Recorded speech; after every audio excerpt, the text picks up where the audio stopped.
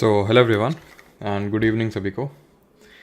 And class आज जो है शेड्यूल नहीं था, एक्चुअली शेड्यूल तो थी कल की थी, ठीक है। उसके बाद क्या वीडियो फिर प्राइवेट हो गई, और जब प्राइवेट कल कर दी तो उसको पब्लिक करना भूल गए आपके एफआरबी के चक्कर में। तो हुआ कुछ यूँ कि आप में से काफ़ी लोगों को जो है कुछ पता ही नहीं लग पाया, बिकॉज जस्ट अभी मुझे जब याद आया, जब मैं लाइव करने जा रहा था क्लास को, तब मुझे मैंने देखा आज तो ज़ीरो वेटिंग है, ऐसा कैसे हो सकता है, कोई स्टूडेंट प्रतीक्षा में क्यों नहीं है भाई। तो ये मेरे लिए सरप्राइज़ की बात थी। जल्दी जल्दी सभी लोग, अब कैसे मैं बोलूँ, आज हम घर से पकड़ के तो लाऊंगा नहीं अब, ठीक है। लाइक वाइक ही कर दो तो इससे होगा ये कि मतलब लोगों के रिकमेंडेशन फीड में चला जाएगा। नहीं तो फिर लोग यही बोलेंगे कि सर ये क्या हुआ, हमें तो पता नहीं था, आपने क्लास को ले लिया, क्लास शेड्यूल नहीं थी, एलिगेशंस लगेंगे फिर। हाँ जी, आप कहाँ से हैं बेटा, ये बताने का आज टाइम नहीं है, क्योंकि क्लास थोड़ी सी लंबी होने वाली है, ठीक है। तो कायदे से सीधे टॉपिक पे स्टिक करते हैं, कहाँ से हैं, कैसे हैं, क्यों हैं, ये सारी चीज़ें आखिर में, अगर टाइम बचता है तो। हाँ, आज मोए मोए हो गया।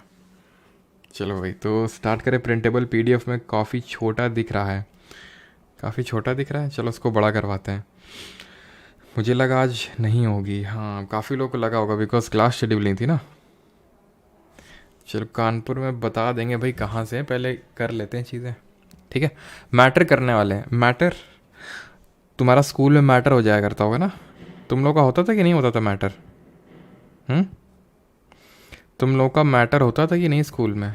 मैटर तो समझते होगे ना, लेकिन हम यहाँ पे उस मैटर की नहीं बात कर रहे हैं। तो फिर किस मैटर की बात कर रहे हैं? What is matter? तो मैटर क्या चीज़ होती है?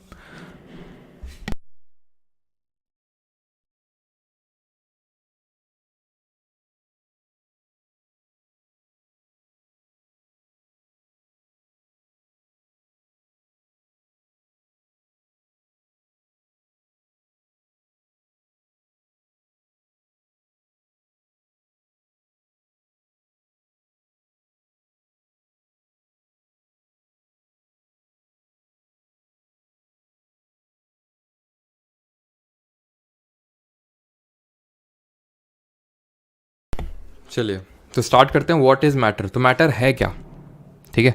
तो मैटर यहाँ पे वो मैटर नहीं है जो आपका स्कूल में या फिर कॉलेज में हो जाया करता होगा।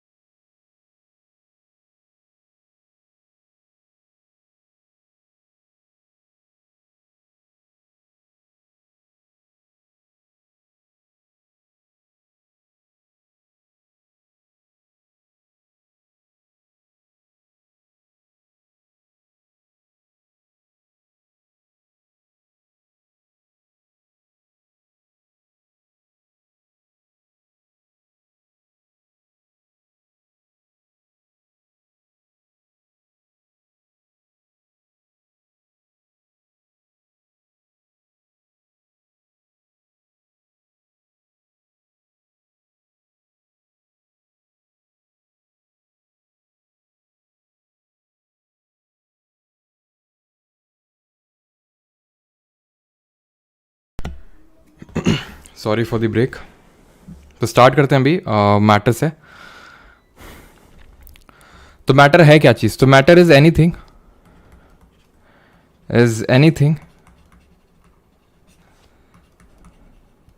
That has a fixed volume and occupies some space। यानी कि उसमें कुछ फिक्स्ड वॉल्यूम होना चाहिए और कुछ स्पेस ऑक्यूपाई करते रहना चाहिए, उसको हम बोलते हैं मैटर। अब कोई भी चीज़ मैटर हो सकती है, जैसे फॉर एग्जांपल मेरा लैपटॉप है, मेरा पेन टैब है, या फिर जो एयर है हमारे अराउंड, ये भी एक मैटर है। लेकिन कोई भी वो चीज़ जो स्पेस या फिर वॉल्यूम ऑक्यूपाई नहीं कर रही, उसको मैटर नहीं बोलेंगे। जैसे फॉर एग्जाम्पल जो मेरे थॉट्स हैं, जो मेरी ड्रीम्स हैं, क्या ये कोई स्पेस या कोई वॉल्यूम ऑक्यूपाई करके रखे हुए हैं? नो। तो इनको मैटर डील नहीं करेंगे। बहुत ही सिंपल, बहुत ही बेसिक सी डेफिनेशन है कि मैटर क्या होता है। तो मैटर कोई भी चीज़ जो फिक्स्ड वॉल्यूम या फिर फिक्स्ड स्पेस ऑक्यूपाई करके रखता है, ठीक है, उसको मैटर बोलते हैं। अब जो मैटर है इसका जो अगर हम एंशिएंट इंडियन डेफिनेशन देखें तो हम इसको हम पंच तत्व के नाम से जानते हैं। एयर, अर्थ, फायर, स्काई, वाटर, ये पंच तत्व हैं जिसको हम मैटर के नाम से जानते हैं। यानी मैटर वैसे तो अभी हम पढ़ेंगे सॉलिड होता है, लिक्विड होता है, गैस होता है, मतलब इसके डिफरेंट स्टेट्स ऑफ मैटर होते हैं। लेकिन अगर हम एंशिएंट इंडियन फिलॉसफी पे जाएं तो इसको हम पंच तत्व के नाम से जानते हैं। जो भी चीज़ मैटर, जो भी चीज़, कोई भी चीज़ जो वॉल्यूम या फिर स्पेस ऑक्यूपाई करके रखती है जिसको मैटर बोलते हैं, तो वो पंच तत्व के नाम से जानी जाती है। Air, earth, fire, sky and water, ठीक है, इनको हम पंच तत्व के नाम से जानते हैं। आगे बढ़े अगर हम, तो प्रॉपर्टीज़ ऑफ मैटर पहले पढ़ते हैं, देन उसके बाद हम आएंगे डिफरेंट स्टेट्स ऑफ मैटर पे। तो मैटर की क्या क्या प्रॉपर्टीज़ होती हैं, क्या क्या खासियत होती हैं जो मैटर होता है। हाँ जी, अभी वॉइस आ रही होगी ना, ठीक है, ऑलराइट। तो प्रॉपर्टीज ऑफ मैटर क्या होती हैं, जो हमारा पदार्थ होते हैं उसके क्या गुण होते हैं, वो भी हम पढ़ने वाले हैं। तो जो पार्टिकल्स ऑफ मैटर होते हैं have some space between them, कुछ स्पेस होगी इनके बीच में। Particles of matter are continuously moving, ये कॉन्टिन्यूसली मूव कर रहे हैं, चल रहे हैं, ठीक है, कॉन्टिन्यूसली मूव कर रहे हैं। अब किस डिग्री से मूव कर रहे हैं वो डिटरमाइन करेगा कि वो मैटर का स्टेट क्या होगा। कितना स्पेस है, कितना कम है, कितना ज्यादा स्पेस है, वो डिटरमाइन करेगा कि उसका स्टेट क्या होगा। Particle of matter attract each other, किस फोर्स से अट्रैक्ट कर रहे हैं वो डिटरमाइन करेगा कि उस मैटर का स्टेट क्या होगा, जो भी हम आगे पढ़ने वाले हैं।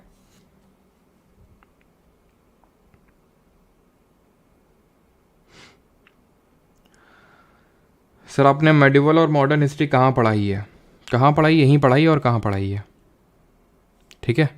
चलो, तो ये तीन चीज़ें होती हैं जो डिटरमाइन करती हैं कि उस मैटर की क्या प्रॉपर्टी होगी। तीन प्रॉपर्टी क्या हैं?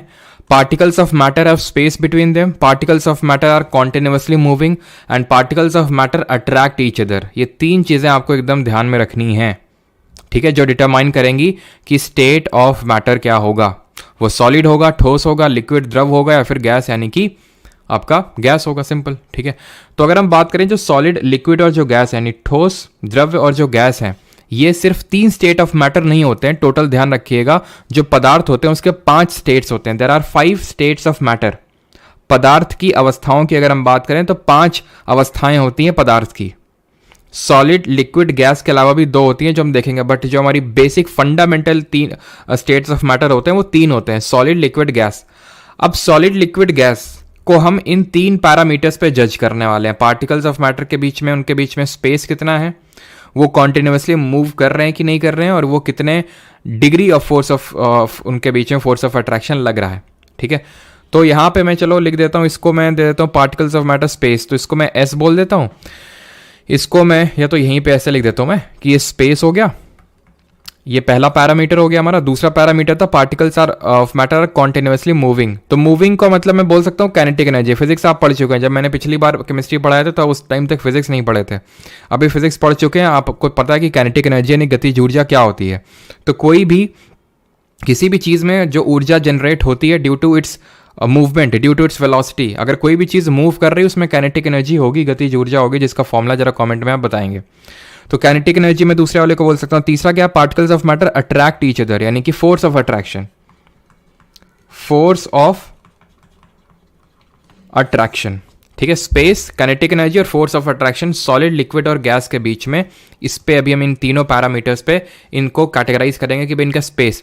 अब मुझे बताइए सॉलिड में के जो सॉलिड के पार्टिकल्स हैं, सॉलिड के जो पार्टिकल्स हैं उनके बीच में स्पेस ज़्यादा होगा कि कम होगा? तो कम होगा, क्लोजली पैक्ड होंगे। अब कम होगा, क्लोजली पैक्ड होंगे, तो ऑब्वियस ही बात है क्यों क्लोजली पैक्ड हैं, क्यों? क्योंकि उनके बीच में जो फोर्स ऑफ अट्रैक्शन लग रहा है वो काफ़ी हाई है, और क्योंकि फोर्स ऑफ अट्रैक्शन काफ़ी ज़्यादा है इसकी वजह से वो आपस में क्या है, वो मूव नहीं कर पा रहे हैं। क्योंकि वो ज़्यादा मूव नहीं कर पा रहे हैं इसीलिए इनके बीच में जो काइनेटिक एनर्जी होगी वो भी काफ़ी लो होगी। तो हाई सिर्फ फोर्स ऑफ अट्रैक्शन होगा। वहीं अगर मैं गैस को देखो तो गैस के बीच, गैस में जो पार्टिकल्स हैं उसके बीच में जो स्पेस है वो बहुत ज़्यादा होगा, हाई होगा, फोर्स ऑफ अट्रैक्शन बहुत लो होगा, तभी तो उनके बीच में काइनेटिक एनर्जी जो गतिज ऊर्जा है वो भी बहुत हाई होगी। और लिक्विड में सारी चीज़ मीडियम होगी, दैट इज सॉलिड से, अगर मतलब सॉलिड में स्पेस लो है और गैस में हाई है तो उसके बीच में, मतलब सारी चीज़ें मीडियम में आप कंसिडर कर सकते हो लिक्विड में। आई होप ये बेसिक सी चीज़ आपको क्लियर होगी, इसमें कोई सी का कोई डाउट नहीं होगा। ये जैसे आप यहाँ पे देख सकते हैं सॉलिड लिक्विड गैस में कि किस तरह से जो सॉलिड है उसके बीच में जो उसके पार्टिकल्स है उसके बीच में बहुत ही कम स्पेस है। रीज़न, फोर्स ऑफ अट्रैक्शन बहुत ज़्यादा है, बहुत ज़्यादा वो अट्रैक्ट कर रहे हैं खुद को, जिसकी वजह से वो मूव नहीं कर पा रहे हैं। क्योंकि वो मूव नहीं कर पा रहे हैं तो काइनेटिक एनर्जी, जो गतिज ऊर्जा, वो बहुत कम है सॉलिड केस में। लिक्विड में थोड़ा सा स्पेस बढ़ गया जिसकी वजह से काइनेटिक एनर्जी आ गई।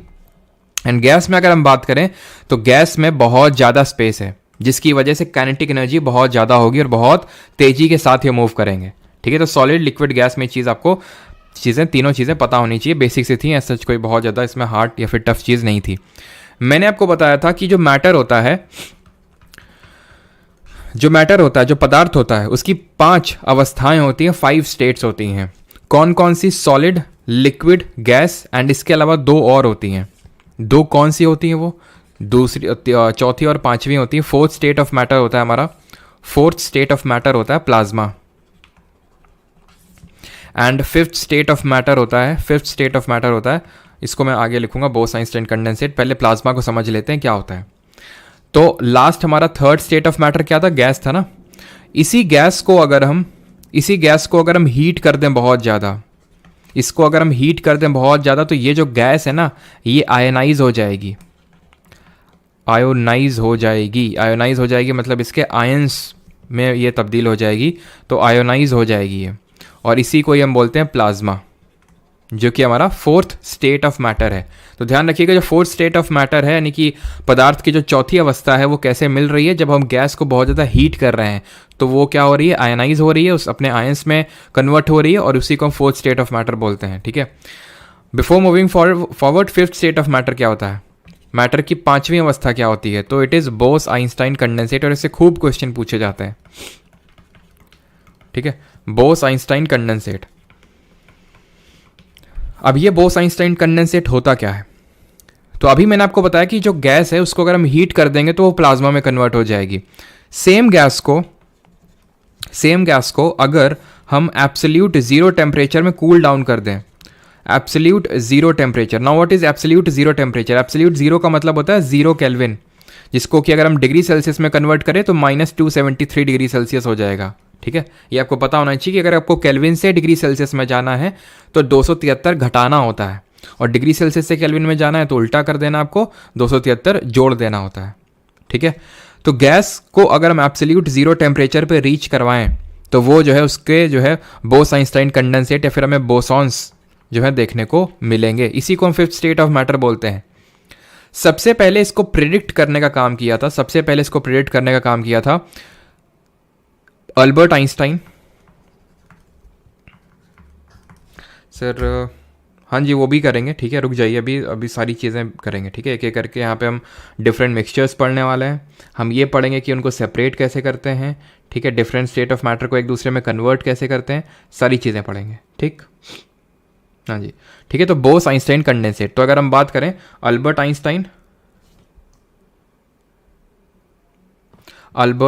आइंस्टाइन और जो हमारे सत्येंद्र नाथ बोस हैं, ठीक है, सत्येंद्र नाथ बोस, इन्होंने सबसे पहले इसको प्रिडिक्ट किया था। इसको बनाया नहीं था, ध्यान रखिएगा, इसको बनाया नहीं था इन्होंने। सिर्फ इनका काम इतना था कि इन्होंने प्रिडिक्ट किया था कि अगर हम ऐसा ऐसा करेंगे तो ये हो जाएगा। कब प्रिडिक्ट किया था इन्होंने? 1924 के टाइम पे किया था, 1924-25 में। अब क्यों नहीं कर पाए थे ये बोस-आइंस्टाइन कंडेंसेट, क्यों नहीं बना पाए थे? रीज़न उसका ये था क्योंकि तब तक इतना क्वांटम स्टैटिस्टिक्स उतना डेवलप नहीं हुआ था, और इतनी जो टेम्परेचर, एब्सोल्यूट 0 टेम्परेचर रीच करवाना लेबोरेटरी में उस समय पॉसिबल नहीं था। जब फर्दर हमारी साइंस और डेवलप हुई तो उसके बाद इन द ईयर 1995, ये ध्यान रखिएगा, 2 नाम जो मैं लिखने वाला हूँ बहुत इंपॉर्टेंट है, 2 नाम। एक तो एरिक कॉर्नेल और कार्ल वीमैन। एरिक कॉर्नेल और कार्ल वीमैन, इन दो लोगों ने एब्सोल्यूट 0 टेम्परेचर रीच करवाया। किस पर्टिकुलर गैस के बोसॉन्स को इन्होंने कूल डाउन किया एब्सोल्यूट 0 टेम्परेचर पे? तो ये भी उस गैस का नाम पूछता है, इट इज़ रुबीडियम गैस के जो बोसॉन्स हैं उनको एब्सोल्यूट 0 टेम्परेचर पे रीच करवाया, और इन्होंने एक तरह से बोस-आइंस्टाइन कंडेंसेट डेवलप किया। इन दोनों लोगों ने, जिसके लिए इनको नोबेल प्राइज़ मिला इन द ईयर 2001। ये चीज़ ध्यान रखिएगा, दे रिसीव्ड नोबेल प्राइज़। थोड़ा सा यहाँ पे जगह की कमी है, ठीक है। नोबेल प्राइज़ इनको मिला इन द ईयर 2001। ये क्वेश्चन इस पर काफ़ी ज़्यादा पूछा जाता है, बोस-आइंस्टाइन कंडेंसेट पर यही क्वेश्चन पूछता है कि है क्या वो पता होना चाहिए, और कार्ल वीमैन और एरिक कॉर्नेल के बारे में पता होना चाहिए कि कब नोबेल मिला, कब इन्होंने इस चीज़ की इस पर्टिकुलर बोस-आइंस्टाइन कंडेंसेट को सिंथेसाइज किया। कॉन्सेप्ट तो दिया था उन्होंने, अल्बर्ट आइंस्टाइन और सत्येंद्रनाथ बोस ने एक पेपर पब्लिश किया था, फिर अल्बर्ट आइंस्टाइन ने इस पर और रिसर्च किया, तो इसीलिए उन दोनों लोगों के नाम पे हो गया। बट ये जो टेम्परेचर रीच करवाने का काम किसने किया था, एरिक कॉर्नेल और कार्ल वीमैन ने, जिसके लिए इनको नोबेल प्राइज़ मिला इन द ईयर 2001। अभी हम आते हैं effect of change of temperature. Effect of change of temperature यानी कि फॉर एग्जांपल जो हमारे तीनों स्टेट ऑफ मैटर है, सॉलिड, लिक्विड, गैस, तो अगर इसमें हम टेम्परेचर का चेंज करें तो क्या इफेक्ट होगा, इस पर क्या इफेक्ट होगा। देखो ये हम ले लेते हैं सॉलिड, ये मैं ले लेता हूँ सॉलिड। अब सॉलिड में क्या था, सॉलिड में ये था कि फोर्स ऑफ अट्रैक्शन बहुत ज़्यादा था, पार्टिकल बहुत ज़्यादा क्लोजली स्पेस्ड थे, पार्टिकल के बीच में जो स्पेस था वो बहुत कम था, तो इसलिए काइनेटिक एनर्जी बहुत कम था। अगर इसको मैं हीट करूँगा, अगर इसको मैं हीट करूँ नीचे से, तो क्या होगा, ये आपस में इनके चुल मचेगी, ठीक है, इनको चुल मचेगी, और चुल मचेगी तो क्या होगा, इनके बीच में जो फोर्स ऑफ अट्रैक्शन है वो कम होगा। फोर्स ऑफ अट्रैक्शन कम होगा तो काइनेटिक एनर्जी बढ़ेगी, ये वेलोसिटी यानी मूव करना स्टार्ट करेंगे, जिसकी वजह से ये क्या हो जाएंगे, ऐसे थोड़े से हो जाएंगे, ऐसे हो जाएंगे, मतलब कि इनके बीच में थोड़ा सा स्पेस डेवलप हो जाएगा। यानी कि ये हमें किस पर्टिकुलर स्टेट ऑफ मैटर में ये इस तरह का हमें डायग्राम देखने को मिलता है, ये लिक्विड में देखने को मिलता है। अगर हम इसको और हीट करेंगे, जैसे फॉर एग्जांपल मान लेते, ठीक है, चलो पहले तो मैं पूरा कंप्लीट कर देता हूँ। इसको मैं अगर और हीट कर रहा हूँ, हीट को यूजुअली हम केमिस्ट्री में डेल्टा साइन से डिनोट करते हैं, तो अगर इसको हम और हीट कर रहे हैं तो अब और क्या स्टेट बन जाएगी, अब ये हो जाएगा, और इनके बीच में फोर्स ऑफ अट्रैक्शन कम हो जाएगा, काइनेटिक एनर्जी ज़्यादा हो जाएगी। दैट मीन्स कि ये गैस में कन्वर्ट हो जाएगा। अभी एग्जाम्पल आप लीजिए सॉलिड क्यूब ऑफ आइस को आप हीट करेंगे, वो मेल्ट होके वाटर में कन्वर्ट हो जाएगी, ठीक है, ये अभी आइस है, देन आप इसको हीट करेंगे, वाटर और हीट करेंगे, ये वेपर्स में कन्वर्ट हो जाएगी, वेपराइज हो जाएगी, वेपर्स में तब्दील हो जाएगा। तो क्या हो क्या रहा है, मैं टेम्परेचर को इंक्रीज कर रहा हूँ, जिसकी वजह से स्टेट ऑफ मैटर चेंज हो रहा है, solid to liquid to gas, ठीक है, क्लियर इतनी चीज़। अब दूसरी चीज़, अब देखिए उसका उल्टा भी ट्रू है, यानी कि गैस को कूल डाउन करने पे, गैस को अगर हमने लिक्विड को हीट कर दिया तो गैस मिल गया, गैस को कूल डाउन कर दो लिक्विड मिल जाएगा, ठीक है, इसी को हम लिक्विफिकेशन ऑफ गैस के नाम से पढ़ेंगे अभी आगे। लिक्विड को अगर मैं और कूल डाउन कर दूं तो क्या हो जाएगा, जैसे पानी को तुम फ्रीजर में रख दो तो क्या हो जाएगा, उसकी बर्फ़ बन जाएगी, वो सॉलिड में कन्वर्ट हो जाएगा, उल्टा कर दोगे तो उल्टा हो जाएगा। प्रेशर का क्या चेंज, प्रेशर का चेंज से क्या इफेक्ट पड़ता है, इसको याद करने का बड़ा आसान तरीका है। आपने सुना होगा सॉलिड CO2 का नाम, सुना है नाम सॉलिड CO2 का, सॉलिड CO2, सॉलिड जो CO2 होती है जिसको हम ड्राई आइस के नाम से जानते हैं, तो शुष्क बर्फ़ के नाम से जानते हैं, तो जब सिलेंडर्स में भरी होती है तो अंदर जो है ये सॉलिड फॉर्मेट में होती है, सॉलिड फॉर्मेट में। क्यों सॉलिड फॉर्मेट में होती, कैसे पॉसिबल है, क्योंकि अंदर जो है बहुत एक्सट्रीम हाई प्रेशर है, बहुत ज़्यादा प्रेशर है। जैसे ही हमने हल्का सा प्रेशर नॉब से रिलीज़ किया तो ये जो है गैस के फॉर्म में निकलेगी। यानी कि बस इससे आपको सारी चीज़ें याद हो जाएंगी कि जब हम प्रेशर को डिक्रीज़ कर रहे हैं, प्रेशर को डिक्रीज़ कर रहे हैं तो क्या हुआ, इससे प्रेशर को डिक्रीज़ करने से जो सॉलिड है वो गैस में कन्वर्ट हुआ, सॉलिड से गैस में कन्वर्ट हुआ, क्योंकि एकदम से बहुत ज़्यादा ड्रास्टिक रिडक्शन इन प्रेशर हो गया, जिसकी वजह से सॉलिड से लिक्विड में नहीं गया, डायरेक्ट गैस में ही चला गया। ये सिंपल बात है कि यानी कि प्रेशर को डिक्रीज़, जैसे कि सॉलिड से अगर मुझे गैस में जाना होता है मान लो, तो मुझे टेम्परेचर को इंक्रीज़ करना पड़ता है, लेकिन प्रेशर को डिक्रीज़ करना पड़ रहा है। यानी कि जो टेम्परेचर के साथ आप कर रहे थे, तापमान के साथ, वही उल्टा काम दाब के साथ यानी प्रेशर के साथ आपको करना है। अगर सॉलिड से लिक्विड चाहिए था, टेम्परेचर बढ़ा रहे थे, तो यहाँ प्रेशर को घटा दीजिए। इसी को हम पढ़ते हैं क्या, चेंज ऑफ मैटर, यहाँ पे आप समझ लीजिए। देन आते हैं, इसी को पहले हम पढ़ लेते हैं, लिक्विफिकेशन ऑफ गैस, ठीक है। लिक्विफिकेशन ऑफ गैस में आपसे कभी कभी पूछ लेता है ये क्वेश्चन कि लिक्विफैक्शन ऑफ गैस करना है अगर, तो इसका मतलब क्या होता है, इसका मतलब ये है कि हमें गैस को लिक्विड में चेंज करना है। तो एडिक्वेट कंडीशंस क्या होनी चाहिए, फेवरेबल कंडीशंस क्या होती हैं गैस को लिक्विड में कन्वर्ट करने के लिए। तो पहला तो ये होता है, सिंपल है, लिक्विड को गैस में जाने के लिए क्या कर रहे थे, टेम्परेचर को इंक्रीज कर रहे थे, यहाँ टेम्परेचर को डिक्रीज कर दीजिए।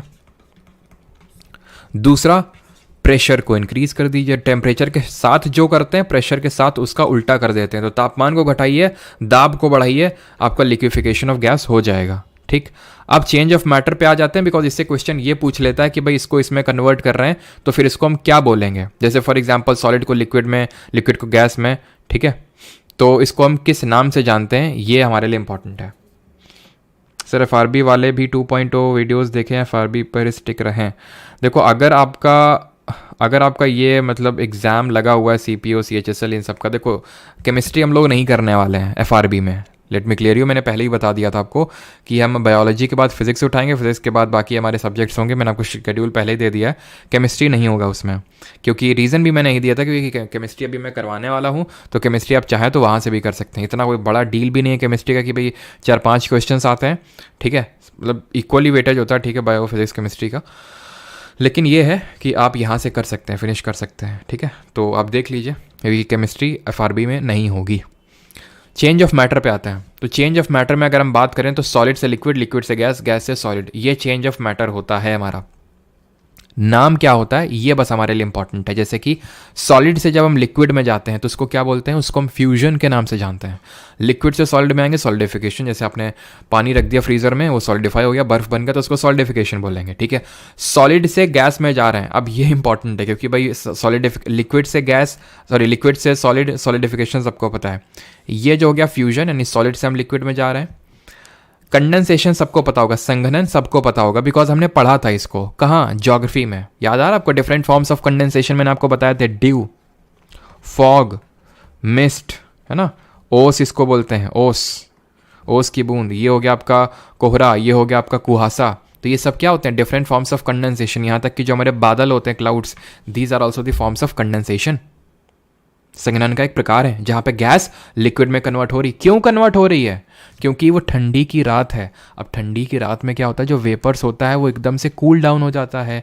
तो जब आप गैस का टेम्परेचर डिक्रीज करेंगे ना, लिक्विड में टेम्परेचर इंक्रीज कर रहे थे तो गैस मिल रही थी, और गैस में टेम्परेचर डिक्रीज कर दे दोगे तो लिक्विड मिल जाएगा, सिंपल सी बात है। तो ये ऐसे ही तो बनते हैं जो कोहरा और कुहासा होते हैं सब, कि ठंडियों में टेम्परेचर कम हो जाता तो जो गैस है उसका टेम्परेचर कम हो गया तो वो लिक्विड में कन्वर्ट हो गई।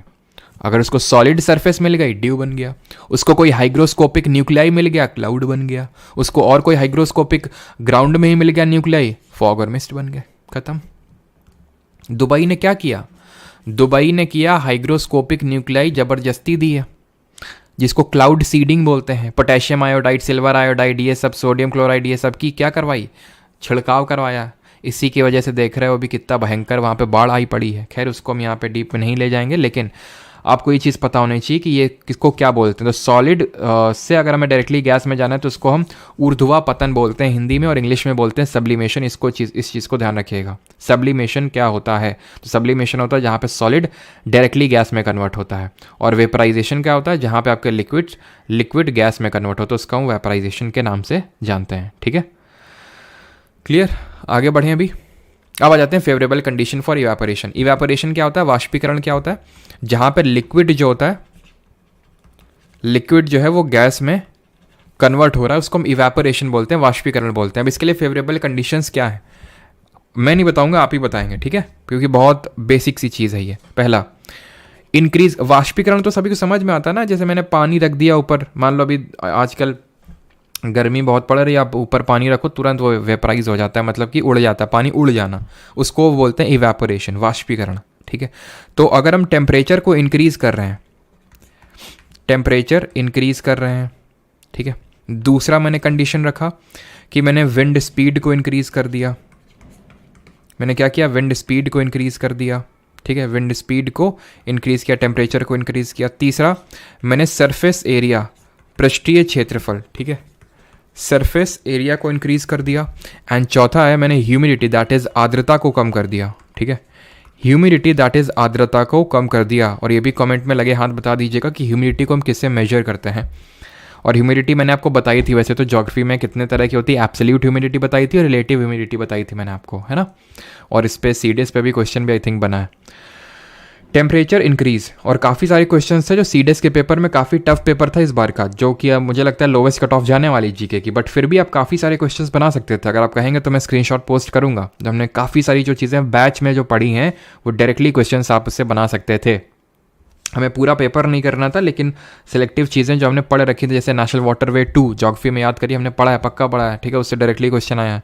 बहुत सारी चीज़ें हैं। मैगजीन से आपके डायरेक्टली 12 क्वेश्चन आए, 2 महीने के मैगजीन, जनवरी से तो स्टार्ट की करंट अफेयर की मैगजीन देना, 2 महीने के मैगजीन से 12 क्वेश्चन आए, ठीक है।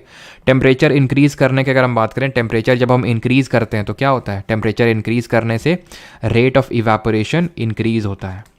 कैसे?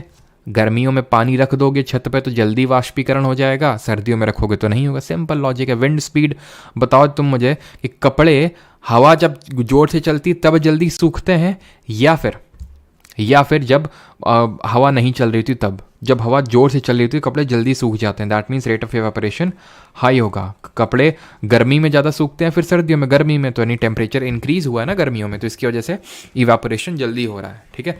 सरफेस एरिया, सरफेस एरिया की अगर हम बात करें, अच्छा एक क्वेश्चन एकदम से मेरे दिमाग में है ऐसे रैंडम सा, ठीक है, मैं बता देता हूँ आपको, अगर कभी क्वेश्चन पूछ ले, नहीं जैसे कि आपसे पूछ लेता है, जैसे कि वो क्या होता है जो नेल पॉलिश रिमूवर होता है ना, तो उसको अगर मान लो नेल पॉलिश, जिसको क्या बोलते हैं यार, दिमाग से जा रहा है, ठीक है, तो बताओ जरा कमेंट में उसको क्या बोलते हैं, दिमाग से नाम नहीं आ रहा अभी। तो जो नेल पॉलिश रिमूवर होता है, तो उसको जब हम जैसे डालते हैं, ठीक है, एकदम से वो क्या होता है, लिक्विड से डायरेक्टली गैस में कन्वर्ट हो जाता है और हमें वो ठंडक का एहसास देता है। अब वो आपसे पूछ सकता है कि ठंडक का एहसास क्यों देता है, तो एक्चुअल में रीज़न ये है कि उसने आपके पाम, अपने आपकी जो हथेली है जहाँ पे आपने उसको डाल रखा था, उसकी एनर्जी का यूज़ करके वो गैस में कन्वर्ट हुआ है, उसकी हीट को यूज़ करके वो गैस में कन्वर्ट हुआ है। इसकी वजह से वहाँ पे आपको ठंडा ठंडा लगता है थोड़ा, ठीक है, बेसिक सा है, लेकिन कभी कभी क्वेश्चन ही पूछ लेता है, ठीक है। थिनर बोलते हैं, ठीक ना, thinner. Surface area, surface area increase करने पे, अब सिंपल सी बात है यार, तुम एक मग्घे में पानी रख दो, मग्घा भर के, उतना ही पानी मग्घे वाला बाल्टी में रख दो, ठीक है, तो बाल्टी वाला जल्दी उसमें वाष्पीकरण हो जाएगा। या फिर एक हमारे यहाँ उसको बोलते हैं परात, जानते हो परात क्या होती है, एक बड़ी सी थाली होती है, बहुत बड़ी सी थाली, उसको बोलते हैं परात, उसमें पानी रख दो, तुरंत और वाष्पीकरण हो जाएगा, है ना। जैसे कि तुमने देखा होगा कुछ लोग उसमें जब उनको चाय दो तो वो, नहीं मेरे मतलब बड़े बुजुर्ग लोग ज़्यादा करते हैं कि वो प्लेट में डाल डाल के पीते हैं, क्यों, क्योंकि वो जल्दी से ठंडी हो जाती है, तो सरफेस एरिया इंक्रीज़ करते हैं वो, ठीक है। तो यहाँ पे भी इवेपोरेशन का रेट हाई होगा। बस चौथा केस है जहाँ पे रेट ऑफ इवेपोरेशन कम होगा, वाष्पीकरण की दर कम होगी, क्योंकि जो आर्द्रता होती है, ह्यूमिडिटी होती है, it is the amount of water vapour present in the air.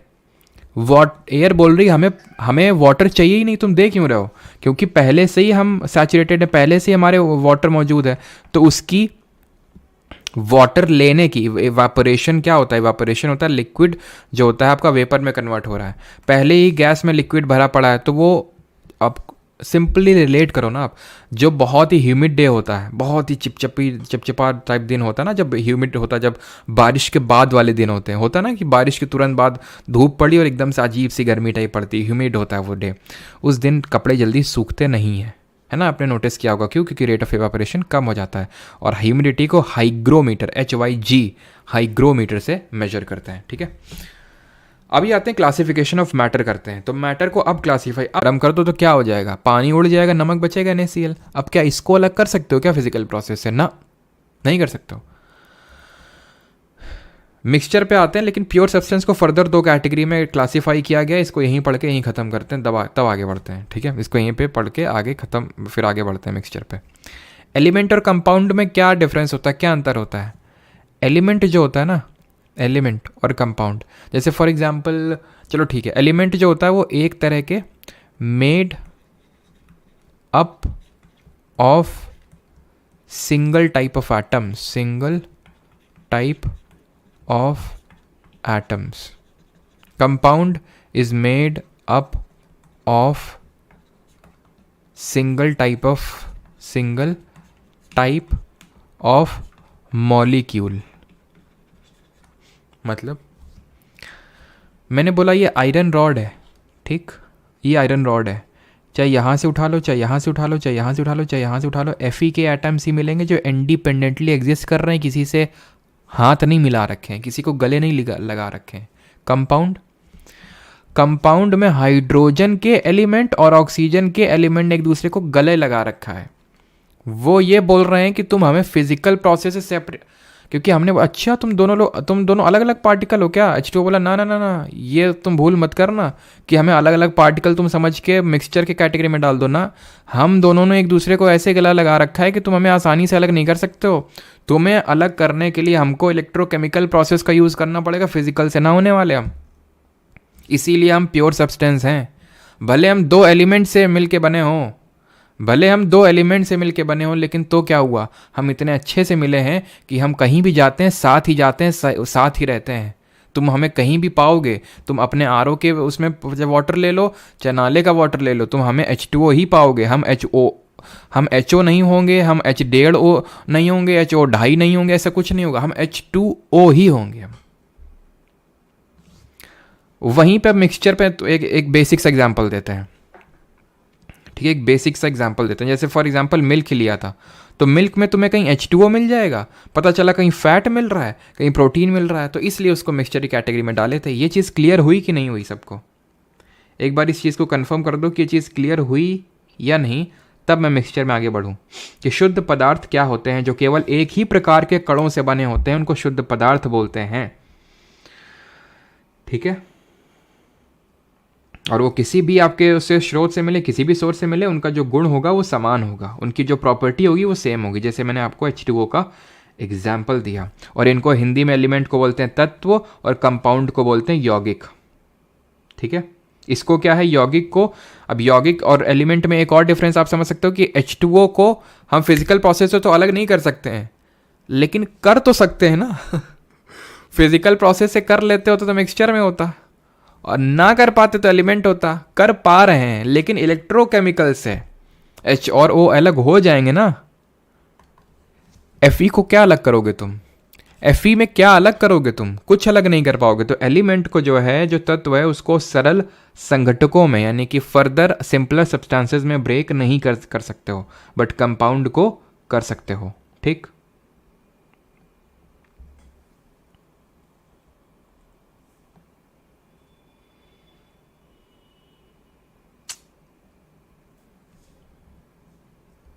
किस चीज़ में बफरिंग हुआ था?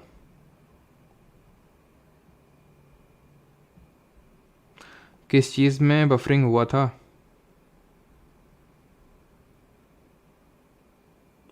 कहाँ पे बफरिंग हुआ था सर जी? एयर मिक्सचर क्यों? फिर आते हैं अभी त्रिशा, आते हैं एयर मिक्सचर क्यों है। तो एयर में अगर हम बात करें, एयर में नाइट्रोजन भी है, एयर में ऑक्सीजन भी है, एयर में ऑर्गन भी, एयर में हीलियम भी है, एयर में कार्बन डाइऑक्साइड भी है। फिक्स कॉम्पोजिशन नहीं है। मैं एयर कर लूँगा तो कहीं पे कितना भी मिलेगा, कहीं पे। तो ये क्या एक एलिमेंट है क्या?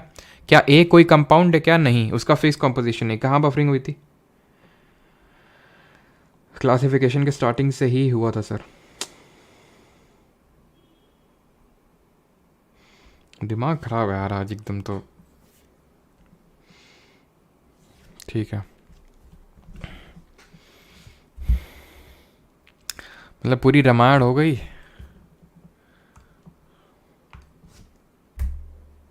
बफरिंग क्यों हो जाती है कुछ पता नहीं। क्लासिफिकेशन ऑफ मैटर पे आते हैं, ठीक है? मैटर को हम क्लासिफाई करते हैं सबसे पहले दो पार्ट में, एक तो प्योर सब्सटेंस और दूसरा मिक्सचर। किस बेसिस पे करते हैं हम? इस बेसिस पे करते हैं मैटर को प्योर सब्सटेंस और मिक्सचर पे क्लासीफाई। मैंने आपको ये बोला कि जैसे मैं कुछ भी एकदम आपको what is a pure substance, सबसे पहले हम पढ़ेंगे शुद्ध पदार्थ क्या होता है, प्योर सब्सटेंस क्या होता है। तो मैं आपको कुछ भी, जैसे फॉर एग्जांपल मैंने आपको मिल्क ला के दे दिया, मैंने आपको दूध ला के दे दिया, ठीक है? एकदम प्योर है ये। आपको यकीन नहीं हो रहा ना, मैंने बोला आओ चट्टे में ले चलते तुमको, चट्टे में लो, तुम खुद दुओ, ठीक है? तुमने प्योर घी लिया, तुम इसको किसी केमिस्ट के पास लेके जाओगे ना, केमिस्ट के पास, वो टेस्ट भी नहीं करेगा, देखते ही बोल देगा कि ये जो दूध है वो इम्प्योर है। वो इम्प्योर तो नहीं बोलेगा, वो ये बोलेगा कि ये प्योर सब्सटेंस नहीं है, ये मिक्सचर है एक तरह का। क्योंकि केमिस्ट्री में दो तरह की चीज़ें होती हैं, या तो प्योर सब्सटेंस या तो मिक्सचर। अब केमिस्ट्री में प्योर सब्सटेंस का मतलब क्या होता है? फिर कैसे डिटरमाइन होता है कि प्योर है कि नहीं है? तो केमिस्ट्री में प्योर सब्सटेंस की डेफिनेशन ये है कि एनीथिंग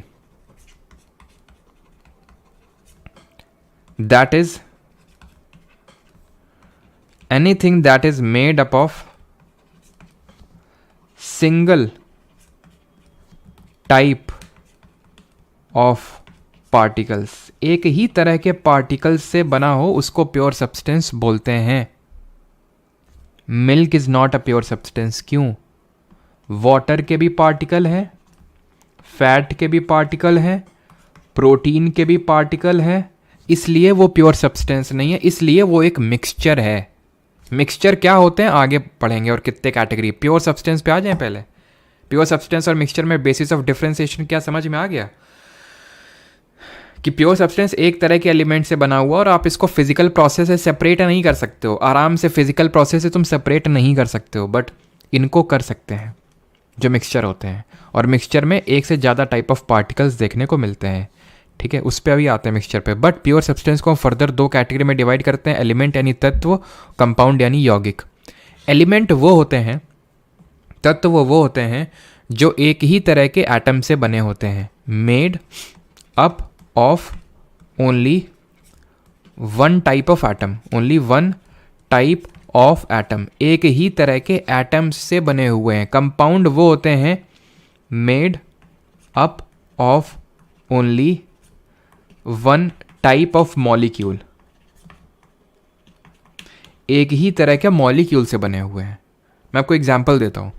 एलिमेंट जैसे फॉर एग्जांपल मैंने बोला ये एक गोल्ड की प्लेट है, ठीक है। ये गोल्ड की प्लेट में तो चाहे तुम यहाँ से ले लो, चाहे यहाँ से, चाहे यहाँ से, कहीं से भी ले लो, तुम्हें गोल्ड के एटम्स ही देखने को मिलेंगे। फ्री फॉर्म में एग्जिस्ट करेंगे क्या? किसी से जुड़े हुए हैं? ये नहीं जुड़े हुए हैं। कंपाउंड्स की अगर बात करेंगे तो they are made up of, जब एलिमेंट कंबाइन कर जाते हैं ना तो कंपाउंड बनाते हैं, जब एलिमेंट कंबाइन कर जाते हैं तो कंपाउंड बनाते हैं, जैसे H2O।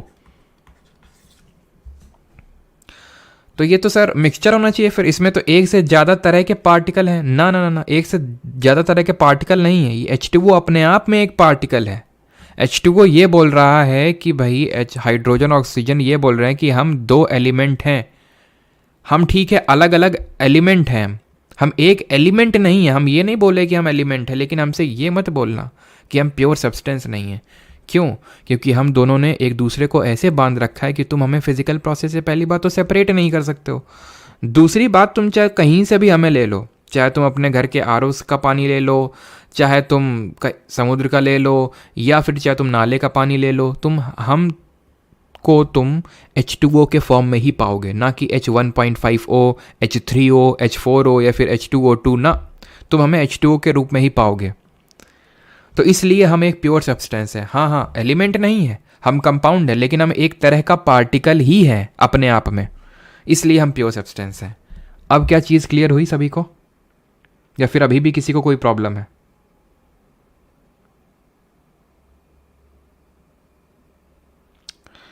क्या बफरिंग का इशू आ रहा है यार, रुकना।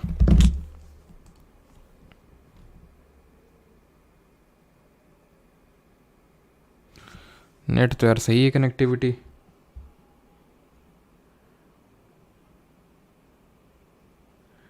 एटम किससे बना वो हम आगे पढ़ेंगे शर्मा जी, इलेक्ट्रॉन, प्रोटॉन और वो न्यूट्रॉन, हम आगे पढ़ेंगे उसको, ठीक है। क्लियर है, ठीक है। आगे बढ़े, अभी मिक्सचर पे आ जाए। मिक्सचर क्या होता है, यौगिक क्या होता है। एटम वो हम कल वाली क्लास जो होगी उसमें पढ़ेंगे एटम्स, ठीक है। एटम्स वो जो इलेक्ट्रॉन, प्रोटॉन, न्यूट्रॉन होते हैं उसको भी फर्दर ब्रेक किया जा सकता है, बट ऐसे नहीं ब्रेक किया जा सकता, उसमें हम देखेंगे कैसे। चलो, तो अगर क्लियर है तो अभी हम आ जाते हैं किसमें, मिश्रण पे। मिश्रण जो होते हैं, मिक्सचर क्या होते हैं, आपको पता है कि जो एक से ज़्यादा तरह के पार्टिकल से बने होते हैं उसको मिक्सचर बोलते हैं, ठीक। मिश्रण वही होते हैं, दो या दो से ज़्यादा आपके विभिन्न तरह के पदार्थों से बने होते हैं। अब इनको हम दो कैटेगरी में डिवाइड करते हैं, ठीक है। टाइप्स ऑफ मिक्सचर पढ़ते हैं। तो पहला टाइप है हमारा होमोजेनस और दूसरा होता है हीट्रोजेनस।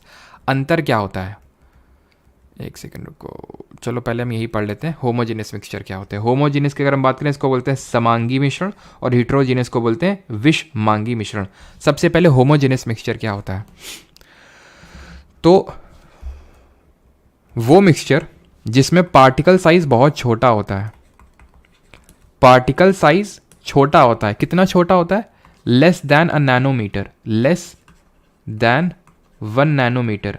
1 नैनोमीटर में 10⁻⁻9 मीटर होता है। इतना छोटा पार्टिकल होता है कि can't be seen through naked eyes, यानी कि खुली आंखों से आप नहीं देख सकते हैं, माइक्रोस्कोप वगैरह लगाना पड़ेगा, ठीक है। तो नेकेड आइज से आप इसको नहीं देख सकते हैं क्योंकि पार्टिकल साइज इतना छोटा है, नेकेड आइज से आप नहीं देख सकते हैं। इसके लिए इसकी वजह से इसमें इसको फिजिकल प्रोसेस से आसानी से सेपरेट करना, फिजिकल प्रोसेस से सेपरेट करना पॉसिबल नहीं है। फिजिकल प्रोसेस से सेपरेट करना पॉसिबल नहीं है। तो फिर ये प्योर सब्सटेंस से अलग कैसे है? क्योंकि होमोजेनस मिक्सचर में एक से ज़्यादा तरह के पार्टिकल्स हैं, इसलिए, ठीक है। होमोजेनस जो मिक्सचर होता है इसको हम सॉल्यूशन के नाम से जानते हैं, सॉल्यूशन के नाम से जानते हैं होमोजेनस मिक्सचर को।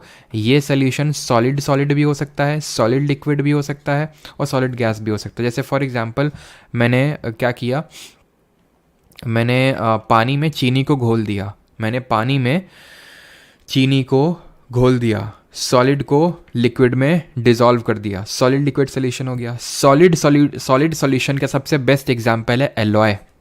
एलॉय आपका एक सॉल्यूशन होता है, ध्यान रखना इस चीज़ को। सॉल्यूशन का मतलब यही नहीं पानी, सॉल्यूशन को सुनते ही पानी ना आना चाहिए दिमाग में, वो सॉलिड सॉल्यूशन भी हो सकता है और वो एलॉय है इसका सबसे बेस्ट एग्जांपल। यानी alloy is a homogenous mixture. कैसे? देखिए होमोजेनस मिक्सचर में क्या होता है, जैसे आपने पी होगी कभी कोल्ड ड्रिंक, तो कोल्ड ड्रिंक आपने जब पी होगी तो आप जब पीते होगे तो पहला टेस्ट, पहला जो घूंट होगा और आखिरी घूंट आपको सेम टेस्ट करेगा। यहाँ पे अब तुम इकोनॉमिक्स का मार्जिनल यूटिलिटी वाला कॉन्सेप्ट मत लगा देना, सीमांत उपयोगिता वाला, है ना, कि भाई पहली रोटी बड़ी अच्छी लगती है, आखिरी वाली बड़ी कम लगती है क्योंकि यूटिलिटी घटती जाती है, और वो कॉन्सेप्ट तुम मत लगाना यहाँ पे, ठीक है। कंसिडरिंग कि तुम्हारी प्यास जो है बुझी हुई है, ठीक है, इतने भी तुम प्यासे नहीं हो, ठीक है, तो तुम टेस्ट सेम एक्सपीरियंस करोगे। पहला वाला सिप लोगे और आखिरी वाला सिप लोगे, क्या टेस्ट में कोई नॉन यूनिफॉर्मिटी है क्या? जैसे कि तुम जैसे चीनी है, ठीक है, पानी है, पानी में चीनी डालो, नमक डालो, नींबू डालो, लेमोनेड बना दिया तुमने, नींबू पानी बना दिया। अब क्या पहले घूंट और आखिरी घूंट में अंतर है कोई? तुम बोलोगे हाँ अंतर है, आखिरी वाला ज़्यादा मीठा लगता है। काहे से? तुम चीनी नहीं घोले हो ढंग से, उसको घोल लो ढंग से, उसके बाद कोई नॉन यूनिफॉर्मिटी नहीं मिलेगी और तुम देख के बता नहीं पाओगे कि ये देखो ये नींबू का पार्टिकल है, ये देखो ये सिर्फ पानी का पार्टिकल, ये देखो चीनी का, ये देखो नमक का NaCl घूम रहा है, नहीं बता पाओगे नेकेड आइज से। That is why it is a homogenous mixture. वो होमोजेनस सेम एलॉय में भी है। ब्रॉन्ज जो होता है, ब्रास होता है, कोई कुछ भी ले लो, क्या तुम बता पाओगे ये देखो कॉपर है और ये देखो जिंक टाइल्ला, ये देखो कॉपर टाइल्ला, ये देखो जिंक टाइल्ला? नहीं बता पाओगे भाई। सेम कॉम्पोजिशन तुम कहीं से उठा लो, तुम्हें सेम कॉम्पोजिशन मिलेगा कॉपर एंड टिन का, ठीक है। लेकिन क्योंकि एक तरह के उससे नहीं बने एलिमेंट से, और क्योंकि अब जैसे तुम बोलोगे सर जैसे वहाँ पे एलिमेंट था ना एक हाइड्रोजन ऑक्सीजन, तो वहाँ यहाँ पे भी तो जैसे कॉपर और टिन ही है, लेकिन इन दोनों ने खुद को गले नहीं लगाया हुआ है, कोई इन दोनों ने आपस में बॉन्डिंग नहीं बनाई हुई है, कॉपर और जिंक ने। ध्यान रखिएगा इस चीज़ को, इसलिए इसको हम ब्रॉन्ज को प्योर सब्सटेंस में नहीं रखेंगे। ब्रॉन्ज किसका एलॉय होता है, किसकी मिश्र धातु होती है? एलॉय क्या होते हैं? एलॉय वो होते हैं जो एक से ज़्यादा, दो या दो से ज़्यादा मेटल या नॉन मेटल के मिक्सचर होते हैं। किस तरह के मिक्सचर है? होमोजेनस मिक्सचर है, ठीक है। तो कॉपर और टिन के मिक्सचर को बोलते हैं ब्रॉन्ज, कॉपर और जिंक के मिक्सचर को बोलते हैं ब्रास, ठीक है। कॉपर और जिंक के मिक्सचर को बोलते हैं ब्रास। एंड गोल्ड की बात करें तो गोल्ड भी आपका जो होता है वो कभी भी 24 कैरेट खरा सोना नहीं होता है, क्योंकि वो खरा सोना हुआ तो तुम पहन नहीं पाओगे, खरखरा जाओगे, क्योंकि वो इतना ज़्यादा मैलेबल होता है। मेटल नॉन मेटल वाले चैप्टर में पढ़ेंगे, इतना ज़्यादा सॉफ्ट होता है वो कि 24 कैरेट प्योर गोल्ड आप पहन ही नहीं सकते, इसलिए उसमें थोड़ा कॉपर और सिल्वर वगैरह मिला जाता है, ठीक है। इतना भी ज़्यादा नहीं, वो डिपेंड करता है, ठीक है। जो हमारा स्टेनलेस स्टील होता है, ठीक है, जो हमारा स्टेनलेस स्टील होता है, ठीक है, जो स्टील होता है ये भी आपका एलॉय होता है, जिसमें कि आपका आयरन होता है, ठीक है। इसी में ही थोड़ा बहुत हम क्रोमियम, निकल और कार्बन जो है मिक्स कर देते हैं इसको स्ट्रेंथ प्रोवाइड करने के लिए, ठीक है। हम आगे इस चीज़ को पढ़ेंगे जब और भी पढ़ेंगे, जैसे कि एलॉय में अगर हम मरकरी मिला दें, मरकरी का सिंबल होता है Hg, इसको हिंदी में पारा बोलते हैं, तो वो एलॉय का नाम पड़ जाता है एमलगम, तो एमलगम क्या होता है? एमलगम वो एलॉय होता है जिसमें कि एक मेटल आपका मरकरी होगा ही होगा, उसको हम बोलते हैं। और हाँ, एक और होता है आपका सोल्जर होता है, ठीक है, वे सोल्डर बोलेंगे इसको, नॉट सोल्जर, सोल्डर होता है आपका, ठीक है। सोल्डर किसका होता है? ये लेड और टिन का होता है, ये लेड और टिन। अब मुझे पता है काफ़ी लोगों को आप में से सिंबल नहीं पता है कि लेड का क्या सिंबल होता है, टिन का क्या होता है। तो लेड का पीबी होता है, टिन का एसएन होता है, लेकिन ठीक है, धीरे धीरे सारी चीज़ें आपको आ जाएंगी, बिकॉज केमिस्ट्री आज हमने स्टार्ट करी है, ना कि फिनिश कर रहे हैं, ठीक है। ऐसे ही जर्मन सिल्वर होता है। जर्मन सिल्वर का कितने लोगों ने नाम सुना है? जर्मन सिल्वर, इसमें सिल्वर नहीं होता है, बस ये ध्यान रखना है, इसलिए थोड़ा इंपॉर्टेंट हो जाता है। ये कॉपर का अलॉय होता है जिसमें कि आपको निकल देखने को मिलता है, थोड़ा बहुत कभी कभी जिंक भी आपको देखने को मिल सकता है, लेकिन इसमें सिल्वर नहीं होता, ये चीज़ ध्यान रखना, नो सिल्वर, ठीक है। तो जर्मन सिल्वर, ये चीज़ ध्यान रखिएगा, German silver, bronze, brass, solder, ठीक है। और आपका स्टील हो गया। एंड ये अमलगम क्या होता है? अभी आते हैं हीट्रोजेनस मिक्सचर पे। हीट्रोजेनस मिक्सचर, अब होमोजेनस में तुम समझ गए पार्टिकल साइज बहुत छोटा होता है, 1 नैनोमीटर से छोटा, इसलिए नेकेड आई से देख नहीं सकते हैं। हीट्रोजेनस मिक्सचर में क्या होता है? पार्टिकल साइज बड़ा होता है। जो पार्टिकल साइज होता है it is greater than 10 nanometre, 10 nanometre से बड़ा होता है, इसीलिए can be seen through naked eyes. जैसे फॉर एग्जाम्पल, ये मैंने पानी लिया, इसमें मैंने रेती डाल दी, यानी रेत डाल दी, फिर सैंड डाल दी, तो मैं क्लियरली देख सकता हूँ ना कि ये सैंड का पार्टिकल है या फिर वाटर का पार्टिकल है, बिल्कुल मैं इसको क्लियरली देख सकता हूँ। दैट मीन्स वो एक हीट्रोजेनस मिक्सचर होगा। इसमें मैं चलो आपको एक और एग्जांपल देता हूँ। जैसे सॉइल होती है हमारी, सॉइल, जो सॉइल होती है, अच्छा ये बताओ जो एयर होगी वो किस तरह का मिक्सचर होगी? एयर मिक्सचर है, मैंने आपको थोड़ी देर पहले बताया था क्यों मिक्सचर है, क्योंकि इसमें नाइट्रोजन, ऑक्सीजन, ये सारी चीज़ें हैं, ठीक है। ये बताओ कि होमोजेनस होगी या हीट्रोजेनस होगी? तो जैसे हमारा सॉइल हो गया, ठीक है, जो सॉइल है, सॉइल में ये हमारा एक तरह का हीट्रोजेनस मिक्सचर ही होगा, बिकॉज इसमें हम क्लियरली देख सकते हैं सॉइल के सैंड के पार्टिकल हैं या फिर ये कुछ माइक्रोब हमें दिख रहा है, तो हमें अलग अलग देखने को मिलता है, और उनको फिजिकल प्रोसेस से can be separated through physical process. यानी कि हमें कुछ इलेक्ट्रोलिटिक इस तरह का प्रोसेस, मतलब कुछ हमें इलेक्ट्रोकेमिकल प्रोसेस और इस तरह का प्रोसेस की ज़रूरत नहीं पड़ेगी, can be separated easily through the physical process, ठीक है। फिजिकल प्रोसेस से आसानी से सेपरेट हो सकते हैं। पार्टिकल साइज 10 नैनोमीटर से बड़ा होता है यहाँ पे, तो ये आपके देख सकते हैं difference. It is non uniformly distributed, यानी कि ये हीट्रोजेनस मिक्सचर है, नॉन यूनिफॉर्म डिस्ट्रीब्यूशन होता है, ठीक है। और यहाँ पे यूनिफॉर्म डिस्ट्रीब्यूशन होता है। It can be seen through naked eye, can be seen but it can not be seen. It can be separated easily, can not be separated easily, आसानी से अलग नहीं कर सकते होमोजेनियस को। Constituent particle present possess different physical properties, constituent particle present do possess the same physical properties. ये size of particle is comparatively large, कितना है वो पता होना चाहिए, 10 नैनोमीटर, और यहाँ पे छोटा होता है। एक डिफरेंस और नोट करना, ये रिलेटिवली अनस्टेबल होता है ये मिक्सचर, और ये जो होता है स्टेबल होता है। अब ये अनस्टेबल और स्टेबल का मतलब क्या है यहाँ पे? इसका मतलब ये है कि अगर इसको हम रखा हुआ छोड़ देंगे तो इसमें कोई ना कोई चीज़ नीचे सेटल डाउन कर जाएगी। जैसे कि ये रेती वाला जो मिक्स, मैंने पानी डाला तो इसमें रेत डाली थी, इसको अगर मैं थोड़ी देर लेफ्ट अनटच छोड़ दूंगा, इसको कुछ मैं हिलाऊंगा डुलाऊंगा नहीं, तो अपने आप जो धीरे धीरे जो भी सैंड है वो नीचे सेटल डाउन कर जाएगी, इसलिए अनस्टेबल है। होमोजेनस वाला स्टेबल होता है। इसमें ऐसा आप कोक लेके आओ, ठीक है, कोल्ड ड्रिंक लेके आओ, क्या कोई चीज़ सेटल डाउन करेगी? लेमोनेड में कोई चीज़ सेटल डाउन करेगी? नहीं करेगी। कर जाएगी अगर तुमने ढंग से उसको स्टेयर नहीं किया है, तो वो चीनी वीनी नीचे सेटल डाउन इसीलिए कर जाती है, ठीक है। एग्जाम्पल अगर हम बात करेंगे, शुगर सोल्यूशन नहीं होगा यहाँ पे, ब्लड हो जाएगा आपका हीट्रोजेनस मिक्सचर, ठीक है, सैंड हो जाएगा आपका हीट्रोजेनस मिक्सचर, होमोजेनस में आपके ग्रेन्स, पल्सेस, सॉल्ट, शुगर, ठीक है, तो प्योर सब्सटेंस हो जाएंगे। एग्जांपल्स पे मत जाओ, एग्जांपल जो मैंने आपको पीछे दिए थे वो याद रखना, ठीक है। क्लियर है सभी को डिफरेंस? और ये जो हीट्रोजेनस मिक्सचर होते हैं इनको हम सस्पेंशन के नाम से जानते हैं। उसको हम सोल्यूशन बोलते हैं होमोजेनस को, और इसको बोलते हैं सस्पेंशन। होमोजेनस होगा सोल्यूशन, हीट्रोजेनस होगा सस्पेंशन। किसी को डाउट है यहाँ तक?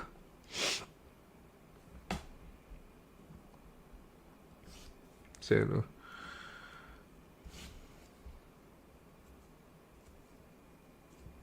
हाँ, हिंदी में बताया तो मैंने। ये हेट्रोजेनस जो मिक्सचर होता है उसको विषमांगी मिश्रण बोलते हैं, और उसको होमोजेनस को समांगी मिश्रण के नाम से जाना जाता है। बाकी यहाँ पे जो पार्टिकल साइज होता है, यानी कि जो अणु का आकार होता है, वो मैंने बता दिया 10 नैनोमीटर, ठीक है, नैनोमीटर को नैनोमीटर ही बोलते हैं। अब आगे बढ़ें, बताइए जल्दी से। अब हम देखने वाले हैं टिंडल इफेक्ट। केमिस्ट्री क्लास कितने दिन चलेगी? 6-7 क्लासेस हैं total I think. Sir Kanpur में भी बारिश हो रही है? नहीं तो रविंदर जी, कानपुर में तो बारिश नहीं हो रही है। चलिए तो आगे बढ़ते हैं। अभी ये क्या है? इसको बोलते हैं स्कैटरिंग। इसको क्या बोलते हैं? इसको बोलते हैं स्कैटरिंग। स्कैटरिंग का मतलब होता है प्रकीर्णन। हम लोगों ने इस चीज़ को पढ़ा था फिजिक्स में। पढ़ा था फिजिक्स में। ज़रा बताइए कमेंट में कौन कौन से फिनोमिना स्कैटरिंग की वजह से हो रहे थे। कौन कौन से फिनोमिना स्कैटरिंग की वजह से हो रहे थे? तो पहला हमने जो फिनोमिना पढ़ा था स्कैटरिंग की वजह से, वो था blue colour of sky.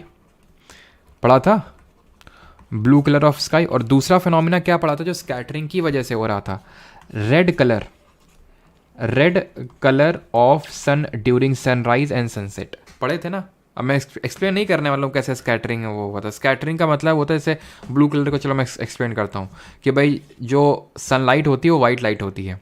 White light is composed of 7 different colours. अब होता क्या है कि जिसकी वेवलेंथ कम होगी, जिसकी वेवलेंथ सबसे कम होगी, वो बहुत ज़्यादा स्कैटर करेगा, वो बहुत ज़्यादा बिखरेगा, क्योंकि हमारे एटमॉस्फेयर में बहुत सारे क्या पार्टिकल्स हैं जो उसको बिखेर देंगे। किसको? ब्लू लाइट को। इसलिए ब्लू अपीयर होता है, बट एक्चुअल कलर जो होता है वो ब्लैक होता है स्काई का। जो हमारे एस्ट्रोनॉट्स वगैरह जाते हैं जब ऊपर, तो उनको ब्लैक ही अपीयर होता है। ठीक है, ये चीज़ आपको पता होनी चाहिए। और इसमें अगर आप में से किसी ने 11th-12th में ढंग से केमिस्ट्री फिजिक्स पढ़ी होगी तो ये नाम ज़रूर सुना होगा, अपने रैलेज स्कैटरिंग लॉ, जो ये बोलते हैं कि इंटेंसिटी जो होती है स्कैटर्ड लाइट की वो इन्वर्सली प्रोपोर्शनल होती है to the 4th power of the wavelength. है ना? ये आपको रटना नहीं है, बस मैं आपको बता रहा हूँ इस तरह से, किस तरह से वेवलेंथ कम होगी तो इंटेंसिटी ज़्यादा होगी। अब ये स्कैटरिंग जो है ये मैं क्यों पढ़ा रहा हूँ यहाँ पे केमिस्ट्री में? क्योंकि मुझे आपको टिंडल इफेक्ट, जॉन टिंडल करके केमिस्ट थे, उन्होंने इस चीज़ की डिस्कवरी करी थी कि जब कुछ मिक्सचर्स के साथ, कुछ हमारे मिक्सचर के साथ वो जब एक सोर्स ऑफ लाइट को या फिर लाइट को पास करवा रहे थे, तो किसी मिक्सचर से तो हमें लाइट का पाथ विजिबल था किसी मिक्सचर में, और किसी मिक्सचर में लाइट का पाथ विजिबल था ही नहीं। यहाँ पे दिख रहा होगा आपको लाल लाल, ये लेकिन यहाँ नहीं दिख रहा है। क्यों? उसका पीछे का रीज़न ये है कि इसके जो पार्टिकल्स हैं वो इतने बड़े हैं कि वो इस जो भी लाइट आ रही है उसको बिखेर पा रहे हैं। पार्टिकल इतने बड़े हैं। लेकिन यहाँ पे अगर बात करें तो पार्टिकल इतने छोटे हैं कि वो बिखेर नहीं पा रहे हैं। यानी कि हम बोल सकते हैं कि ये क्या है? ये एक होमोजेनस मिक्सचर है और ये एक हीट्रोजेनस मिक्सचर है। लेकिन हीट्रोजेनस है ये होमोजेनस है, it is 100% true, with no doubt ये होगा ही होगा होमोजेनस। बट ये हीट्रोजेनस होगा 100%? ज़रूरी नहीं है। क्यों ज़रूरी नहीं है? एक और ये स्कैटरिंग एग्जांपल देख लो।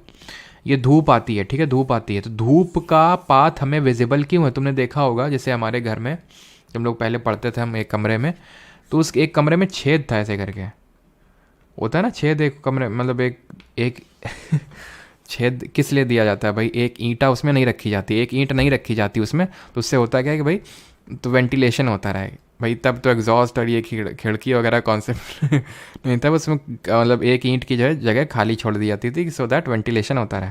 अब उससे एकदम से जो है क्लियर सनलाइट आती थी, हम अभी भी याद है मुझे, ठीक है, यादें ताज़ा हो गई।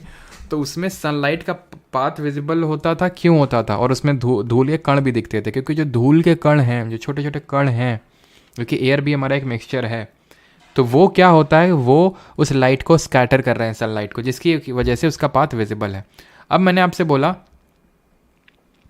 कि ये हीट्रोजेनस के अलावा भी मैं हीट्रोजेनस इसको तो ये तो होमोजेनस होगा, क्योंकि लाइट का पाथ विजिबल नहीं है, क्योंकि पार्टिकल का साइज़ बहुत छोटा है। हीट्रोजेनस में पार्टिकल का साइज़ इतना बड़ा होता है कि लाइट के पाथ को विजिबल करवा देता है, क्योंकि वो लाइट को स्कैटर करवा देता है पार्टिकल। तो लेकिन हीट्रोजेनस के अलावा भी एक हो सकता है, जिसको भी हम देखते हैं। But before that concentration of a solution क्या होता है? कंसंट्रेशन क्या होता है? तो जो सोल्यूशन होता है, कोई भी सोल्यूशन अभी हमने देखा जो हमारा होमोजेनस मिक्सचर है, तो इसका कंसंट्रेशन का मतलब क्या है? जैसे फॉर एग्जांपल ये मैंने सेम अमाउंट ऑफ, मान लेते हैं 1 लीटर पानी लिया, ठीक है, ये भी 1 लीटर पानी है, ये भी 1 लीटर पानी है, ठीक है।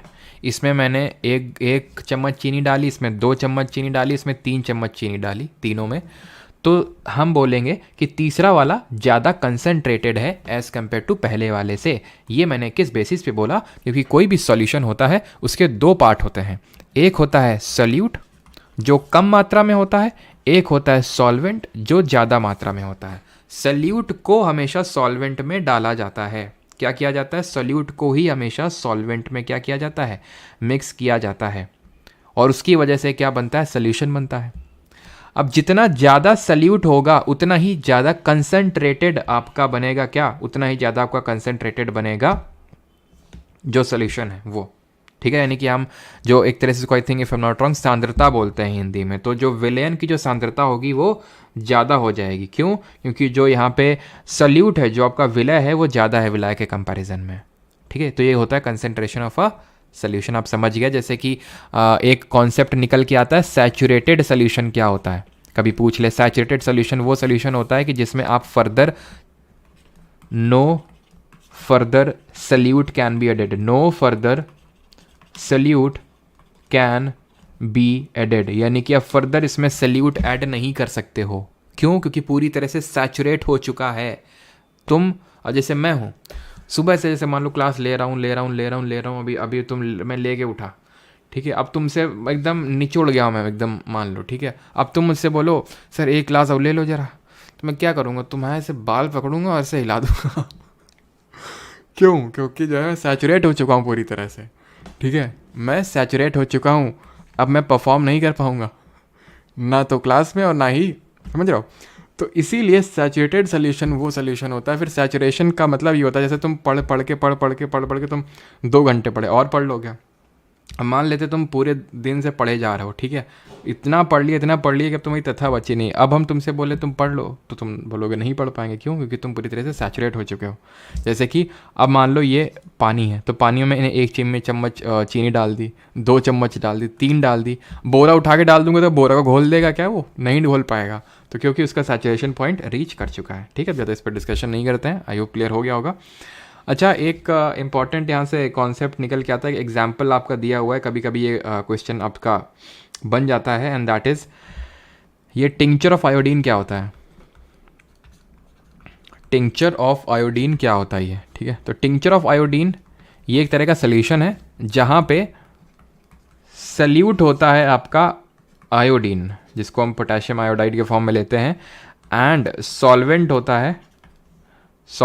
है इथाइल अल्कोहल, ठीक है, या फिर उसी को ही एथेनॉल बोलते हैं हम लोग, है ना। एथेनॉल, वो चलो अभी फॉर्मूला नहीं बता रहे हैं बिकॉज अभी एल्केन ये सब कुछ पढ़ा नहीं है। तो iodine in ethanol is known as tincture of iodine, and इसको हम एंटीसेप्टिक के तौर पे यूज़ करते हैं। किसके तौर पे?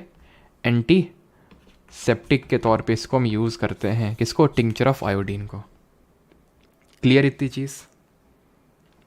ठीक। एक छोटा सा न्यूमेरिकल भी कभी कभी बन जाता है, उसके लिए एक फॉर्मूला मैं आपको बता देता हूँ, देन आपको एक न्यूमेरिकल में देता हूँ। क्वेश्चन आपसे ये पूछ लेता है कि किसी भी सोल्यूशन का परसेंटेज बाई मास, इस तरह से क्वेश्चन आपका बन जाता है। यहाँ पे लिख देता हूँ, लिख क्यों नहीं रहा भाई, परसेंटेज बाई, ठीक है, परसेंट या फिर मास परसेंटेज बोल दो, फिर परसेंटेज बाई मास। इस तरह से अगर किसी सोल्यूशन का तुम्हें कंसंट्रेशन निकालने के लिए अगर कभी पूछ ले तो क्या आंसर होगा? तो इसका फॉर्मूला होता है, ध्यान रखना, मास ऑफ सल्यूट, यानी कि सल्यूट का मास ऊपर रख दो और नीचे मास ऑफ सॉल्वेंट, ठीक है, नीचे रखोगे मास ऑफ सॉल्वेंट और कर देना इंटू 100, निकल आएगा तुम्हारा आंसर, ठीक है। क्वेश्चन देंगे जल्दी से, बहुत आसान सा क्वेश्चन देंगे, कर देना, दुखी मत करना, ठीक। क्वेश्चन है आपका कि अगर मान लो कि एक है आपका सोल्यूशन है जहाँ पे सल्यूट है, आपका सल्यूट है 80 ग्राम्स, ठीक है, बाई मास, और जो सॉल्वेंट है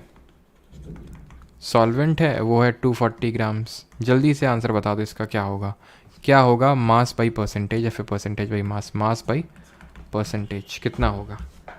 क्लियर है यहाँ तक सभी को? ये भी जरा बता दो, किसी कोई डाउट तो नहीं है? सैचुरेटेड सोल्यूशन क्या होता है जिसमें फर्दर हम सल्यूट ऐड नहीं कर सकते हैं, और ठीक है। कंसनट्रेटेड क्या होता है? जहाँ पे सल्यूट की मात्रा ज़्यादा होती है सॉल्वेंट से, और डाइल्यूट होता है जहाँ पे डाइल्यूट उसको बोलते हैं जहाँ सॉल्वेंट ज़्यादा होता है, ठीक है। यहाँ पे मैं लिख देता हूँ इस चीज़ को कि कंसनट्रेटेड सोल्यूशन क्या होता है? जहाँ पे सल्यूट ज़्यादा होता है सॉल्वेंट से, और जो डाइल्यूट सॉल्यूशन होता है यहाँ पे सॉल्वेंट ज़्यादा होता है सल्यूट से। ठीक है, इस चीज़ को ध्यान रखिएगा। एंड यहाँ पे अब क्या आंसर होगा, मास बाई परसेंटेज का फॉर्मूला होता है, ऊपर रखना होता है मास ऑफ सल्यूट और नीचे रखना होता है मास ऑफ, सॉरी यार मैंने ही फॉर्मूला गलत लिख दिया तुम लोगों ने तो गलत फिर निकाला ही होगा, है ना। देखते हैं ज़रा आंसर। ठीक है, तो यहाँ सोल्यूशन होता है, ध्यान रखना, मास ऑफ सोल्यूशन होता है। ठीक है, मास ऑफ सोल्यूशन होता है। तो 80 जो है मेरे साथ मोए मोए हो गया, है ना। अब मैं जब तुम यहाँ पे 240 रखते, फिर तुम इस तरह से करते, फिर तुम निकालते 33.33%, तो मैं बोलता नहीं बेटा ठीक है मैंने तुम्हारे साथ मोए मोए कर दिया, लेकिन यहाँ पे तो मेरे साथ ही हो गया, खैर ठीक है, तो 80 + 240 मतलब करते तुम में से यही, मतलब यही करते, नीचे 240 ही रखते। ठीक है, लेकिन ध्यान रखना नीचे सोल्यूशन का मास होता है। What is solution, solution is solute plus solvent, तो दोनों को ऐड करके रखोगे अगर सॉल्यूट और सॉल्वेंट अलग अलग दिया हुआ है तो 80/320। ठीक है, और यहाँ से ऐसे काटोगे 4 और 25% आंसर आ जाएगा। ठीक है, 25%। अब आते हैं कोलाइडल सोल्यूशन में। तो ये वही सोल्यूशन है, ये वही सोल्यूशन है जो मैं बोल नहीं रहा था, ये हीट्रोजेनस के अलावा भी हो सकता है कुछ, ये वही सोल्यूशन है कोलाइडल, ये वही सोल्यूशन है आपका कोलाइडल। कोलाइडल सोल्यूशन क्या होते हैं, कोलाइडल सोल्यूशन वो होते हैं जहाँ पे पार्टिकल जो साइज़ होता है, जो पार्टिकल साइज़ होता है वो 1 नैनोमीटर से लेकर 10 नैनोमीटर के बीच में होता है, यानी कि होमोजेनस से छोटा भी नहीं, हीट्रोजेनस से बड़ा भी नहीं, यानी 1 नैनोमीटर से छोटा भी नहीं, 10 नैनोमीटर से बड़ा भी नहीं, तो उसको कोलाइडल बोलते हैं, कोलाइडल विलयन बोलते हैं इसको हिंदी में, कोलाइडल विलयन। और क्या ये टिंडल इफेक्ट शो करता है, ऐसा टिंडल इफेक्ट क्या होता है, तो जो अभी हम स्कैटरिंग पढ़ रहे थे ना, स्कैटरिंग, उसी को बोलते हैं टिंडल इफेक्ट। तो टिंडल इफेक्ट कौन दिखाएगा, कोलाइडल दिखाएंगे, कोलाइडल विलयन दिखाएंगे और हीट्रोजेनस वाले दिखाएंगे। ठीक है, यानी कि कोलाइडल और सस्पेंशन दिखाएंगे, बिकॉज हीट्रोजेनस को हम सस्पेंशन के नाम से जानते हैं। तो टिंडल इफेक्ट क्लियर हो गया आपको कि टिंडल इफेक्ट कोलाइडल सोल्यूशन दिखाएंगे, यानी लाइट को स्कैटर करेंगे। एग्जाम्पल्स अगर मैं कोट करूं तो जो मिल्क होता है ना वो कोलाइडल होता है। ध्यान रखना, कोलाइडल को हम हीट्रोजेनस के तौर पे ट्रीट करते हैं, हीट्रोजेनस मिक्सचर के तौर पे ही ट्रीट करते हैं। क्यों, क्योंकि ये भी लाइट को स्कैटर करते हैं। तो ध्यान रखना, कोलाइडल सोल्यूशन को हम हीट्रोजेनस मिक्सचर के तौर से ही ट्रीट करते हैं। मिल्क हो गया आपका, स्टार्च सोल्यूशन, स्टार्च हो गया आपका स्टार्च सोल्यूशन। स्टार्च क्या होता है, स्टार्च जो आपका मैंने आपको बायो में पढ़ाया होगा कि जो खाना स्टोर करते हैं, फोटोसिंथेसिस के थ्रू खाना बनाते हैं, प्रकाश संश्लेषण के थ्रू, जो हमारे ऑटोट्रॉफ्स होते हैं, प्लांट्स होते हैं, उसके बाद जो स्टोर्ड फॉर्मेट होता है कार्बोहाइड्रेट का, वो स्टार्च होता है। अच्छा, ह्यूमंस में स्टोर्ड फॉर्मेट ऑफ कार्बोहाइड्रेट क्या होता है, स्टोर्ड फॉर्म ऑफ क्या होता है, तो प्लांट्स में होता है स्टार्च, ह्यूमंस में होता है ग्लाइकोजन। ध्यान रखिएगा इस चीज़ को, ठीक है, तो वही होता है स्टार्च। अच्छा, स्टार्च को टेस्ट करने के लिए हम आयोडीन सोल्यूशन का भी यूज़ करते हैं, पोटेशियम आयोडाइड का किसी ने सुना है इसके बारे में। स्टार्च टेस्ट के लिए जब अगर इसमें हम आयोडीन डालते हैं, ठीक है, तो स्टार्च जो है ब्लू ब्लैक में कन्वर्ट हो जाता है, अगर स्टार्च होगा तो, ठीक है, उसको हम स्टार्च टेस्ट के नाम से जानते हैं। चलो यहाँ पे मैं अलग से लिख देता हूँ, बिकॉज कभी कभी पूछ लेता है ये, ठीक है। जो स्टार्च होता है,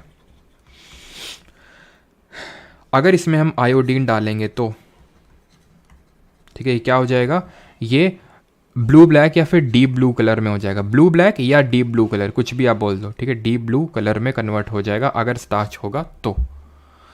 कोलाइडल सोल्यूशन क्लियर है सभी को। जिस तरह से सोल्यूशन में सॉल्यूट और सॉल्वेंट था, सॉल्यूट वो था जो कम मात्रा में था, सॉल्वेंट वो था जो ज़्यादा मात्रा में था, सॉल्यूट वो था जिसको डिसॉल्व किया जा रहा था, सॉल्वेंट वो था जिसमें डिसॉल्व किया जा रहा था। क्लियर था। वैसे ही कोलाइडल सॉल्यूशंस में सल्यूट मतलब डिस्पर्स्ड फेज को आप कंपेयर कर सकते हैं सल्यूट से, डिस्पर्सिंग मीडियम को कंपेयर कर सकते हैं सॉल्वेंट से। ध्यान रखिएगा, मैं फिर से बोलता हूँ, इसमें हमारी दो चीज़ें होती हैं, dispersed phase and dispersing medium. किसमें? कोलाइडल सोल्यूशन में। कंपेयर करिए इसको सॉल्यूट से, कंपेयर करिए इसको सॉल्वेंट से, और इसका कुछ नाम निकल के आता है। वो नाम और एग्जाम्पल हमें पता होना चाहिए। पिछले बैच मैंने नहीं पढ़ाया था, लेकिन अभी रिसेंटली कुछ क्वेश्चन आ गए इक्का दुक्का, तो हम इसको पढ़ना पड़ेगा इसको हमें, ठीक है? पढ़ें अभी। तो अगर डिस्पर्स्ड फेस सॉलिड है, ठीक है, डिस्पर्सिंग, देखो वो तो तुम्हें साफ साफ दिख ही रहा है, मुझे वो बताने की क्या ज़रूरत है, वो तो आप देख ही सकते हो, वीडियो को पॉज करके भी देख सकते हो, लेकिन याद कैसे रहेगा, ये मुद्दे की बात है। एक चीज़ को तुम देखो, अगर डिस्पर्स फेस सॉलिड है तो सोल ही बन रहा है, सोल ही बन रहा है। अंतर कहाँ आ रहा है? अगर डिस्पर्सिंग मीडियम भी, इसको डिस्पर्जन मीडियम या फिर डिस्पर्सिंग मीडियम बोल देते हैं, तो अगर वो भी सॉलिड है तो सॉलिड सोल बन जाएगा। क्लियर? यहाँ पे देखो, ये फॉर्म नहीं है, फोम है, ये फोम, ये भी फोम है, ये भी फोम है। फोम कब बन रहा है? जब डिस्पर्स्ड फेस गैस होगा तो फोम ही बनेगा। अगर डिस्पर्सिंग मीडियम भी डिस्पर्सिंग मीडियम सॉलिड हो गया तो सॉलिड फॉर्म बन जाएगा। ये दोनों याद हो गए होंगे आपको, ठीक है? ये याद करना पड़ेगा आपको। डिस्पर्स फेस अगर सॉलिड है तो वो सोल बनेगा, ऐसे सॉलिड ऐसे सोल। डिस्पर्स फेस अगर गैस है तो वो फोम बन जाएगा, ठीक? अगर अगर डिस्पर्सिंग मीडियम गैस है, अगर डिस्पर्सिंग मीडियम गैस है तो आपका एरोसोल बनेगा, एरोसोल। अब लिक्विड एरोसोल इसलिए बन रहा होगा क्योंकि डिस्पर्स्ड फेस भी लिक्विड होगा, इसलिए। तो ये भी आपका याद हो गया, एरोसोल वाला भी। इतनी आसानी से तो वो याद नहीं होगा, ठीक है? जितना आसानी से तुम्हें लग रहा होगा याद हो गया, मैं बता दूं आपको, ठीक है? रियलिटी यही है। अभी मैं आपसे थोड़ी देर बाद पूछ लूँगा, आपको याद नहीं आएगा, फिर खुद से रिकॉल करने की कोशिश करिएगा, याद नहीं आएगा। इसको बार बार आपको थोड़ा सा देखना पड़ेगा, इट इज़ रियलिटी, ठीक है? अगर दोनों ही लिक्विड लिक्विड हैं तो वो इमल्शन हो जाएगा, और एक डिस्पर्स फेस लिक्विड है और डिस्पर्सन मीडियम जो है सॉलिड है, तो वो आपका जेल कहलाएगा। एग्जाम्पल्स आपको इसके पता होने चाहिए, जैसे कि जो हमारे एलॉय होते हैं वो हमें क्या होते हैं? सॉलिड सॉलिड सोल होते हैं, ठीक है? जो इंक होती है वो सॉलिड लिक्विड हमारी एक तरह का एक कॉलॉइड होता है। जैसे फॉर एग्जांपल जो जेली होती है, जेली होती, कर्ड होता है, बटर होता है, तो क्या होते हैं? वो एक तरह के जेल है, जहाँ पे डिस्पर्स्ड फेस लिक्विड है, लिक्विड है वो पानी है, और डिस्पर्सिंग मीडियम की अगर बात करें सॉलिड में, वो डिस्पर्स्ड है, सॉलिड में डिस्पर्स्ड है वो, ठीक है? तो कर्ड हो गया, दही हो गया, ठीक है? दही में सॉलिड पार्ट ज़्यादा होता है, लिक्विड पार्ट कम होता है, ठीक है? मिल्क की अगर बात करें तो मिल्क में अगर हम बात करें लिक्विड इन लिक्विड, एक तरह का मिल्क हमारा इमल्शन है। क्रीम जो होती है इमल्शन होती है आपकी। क्लाउड जो होते हैं वो आपके लिक्विड एरोसोल होते हैं, ठीक है? शेविंग क्रीम आपकी एक तरह की फोम होती है जहाँ पे गैस डिस्पर्स्ड है, किसमें? लिक्विड में। तो एग्जाम्पल्स थोड़ा सा ध्यान में रखिएगा इसको, ठीक है? अभी आते हैं हमारे आखिरी कंपोनेंट पे, आज का last topic, and that is separation of components of a mixture, कि हम मिक्सचर के डिफरेंट कंपोनेंट को अलग अलग कैसे करते हैं। अलग अलग टेक्निक्स होती हैं अलग अलग चीज़ों के लिए। हम एक एक करके एग्जाम्पल देखेंगे और कैसे उसको अलग करेंगे वो भी देखेंगे, ठीक है? किसी को डाउट तो नहीं है यहाँ तक?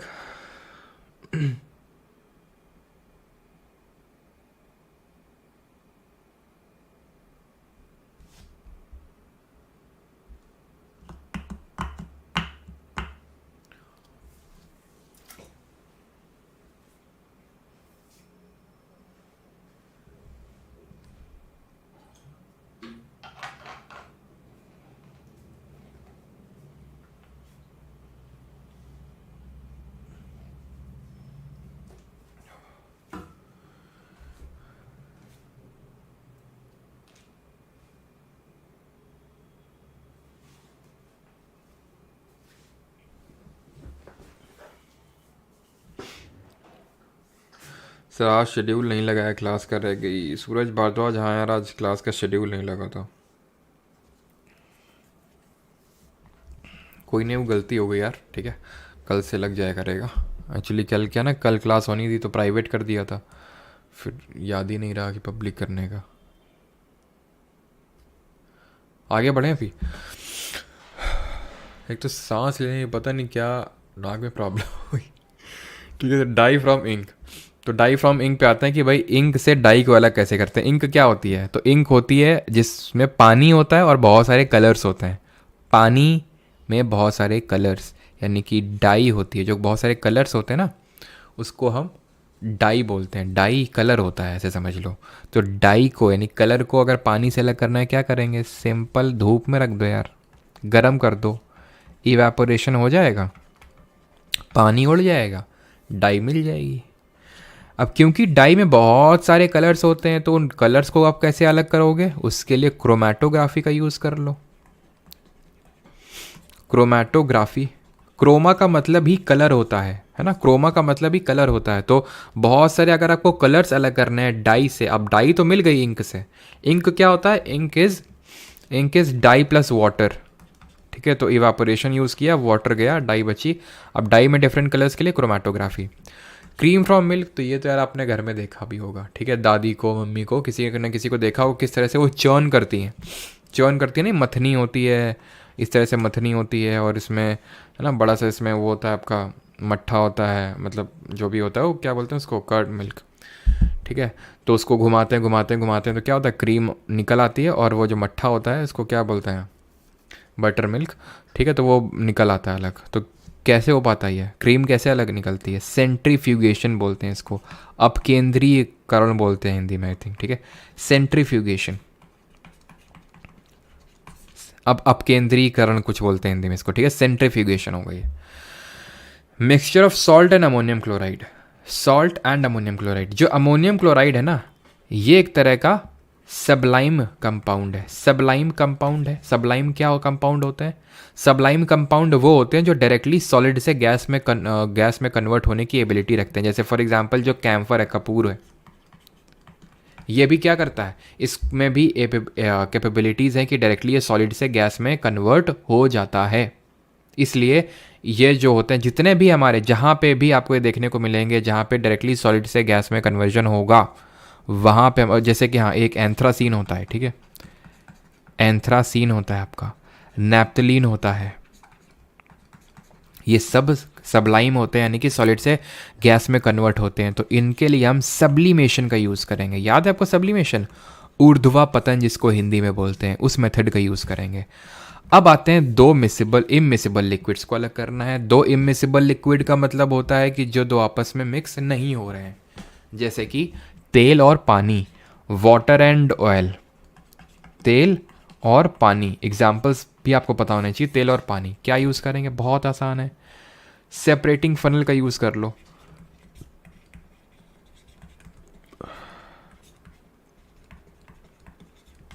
सेपरेटिंग फनल का यूज़ कर लो, कैसे, जैसे फॉर एग्जांपल ये फनल है, ठीक है, फनल में जैसे तुमने तेल और पानी के मिक्सचर को डाल दिया तो डेंसिटी डिफरेंस होगा। ऑयल की डेंसिटी कम होती है तो ऊपर फ्लोट करेगा ऑयल, और नीचे होगा पानी, नीचे होगा पानी, ऊपर होगा ऑयल। यहाँ पे आपका लगा होगा वो, मतलब जो भी स्टॉप कॉक होगा, खोलो इसको, पानी बहता चला जाएगा, बहता चला जाएगा, बहता चला जाएगा। जैसे ही पानी की ये लेयर, मतलब पानी पूरा बह जाए, उसको रोक दो तुरंत। जैसे ही ये तेल आए उसको रोक दो तुरंत, तेल अलग पानी अलग, खत्म, बात खत्म, सेपरेटिंग फनल। अब आते हैं दो मिसिबल लिक्विड्स पे। दो मिसिबल लिक्विड्स पे दो आपस में जो घुल जाते हैं, तुम क्लियरली बता नहीं सकते हो कि भाई अलग अलग सेपरेटिंग फनल से नहीं उनको निकाल सकते हो।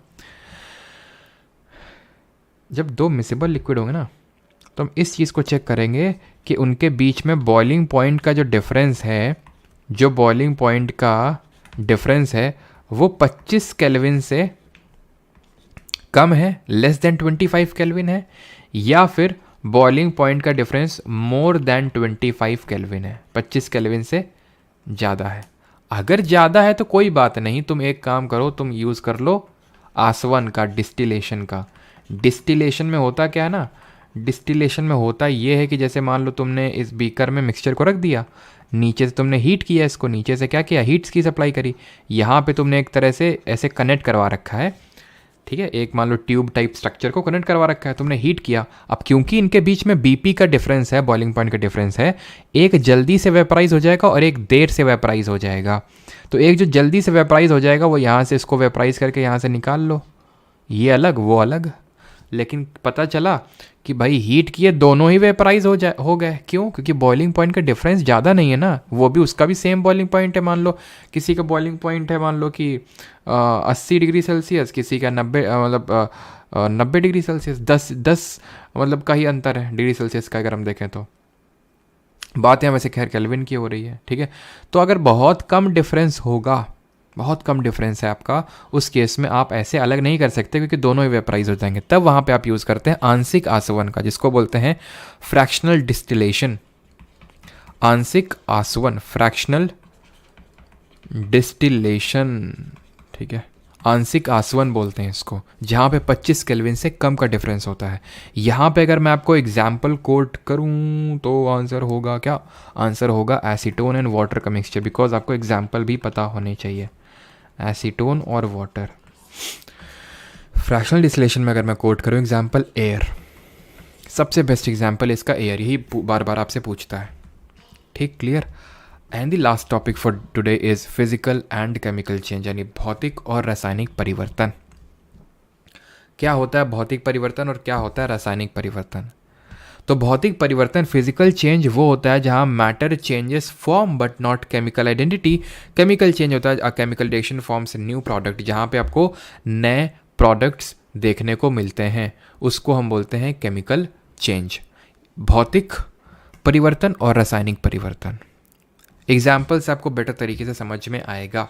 फिजिकल चेंज क्या होता है? ये रिवर्सिबल होता है। ये रिवर्सिबल का मतलब है इसको हम फिर से पलट सकते हैं, बट केमिकल चेंज जो होता है वो इरिवर्सिबल होता है, जो हो गया सो हो गया, ठीक है, वो लौट के वापस नहीं आ सकता है। हाँ जी, ठीक है, क्लियर है।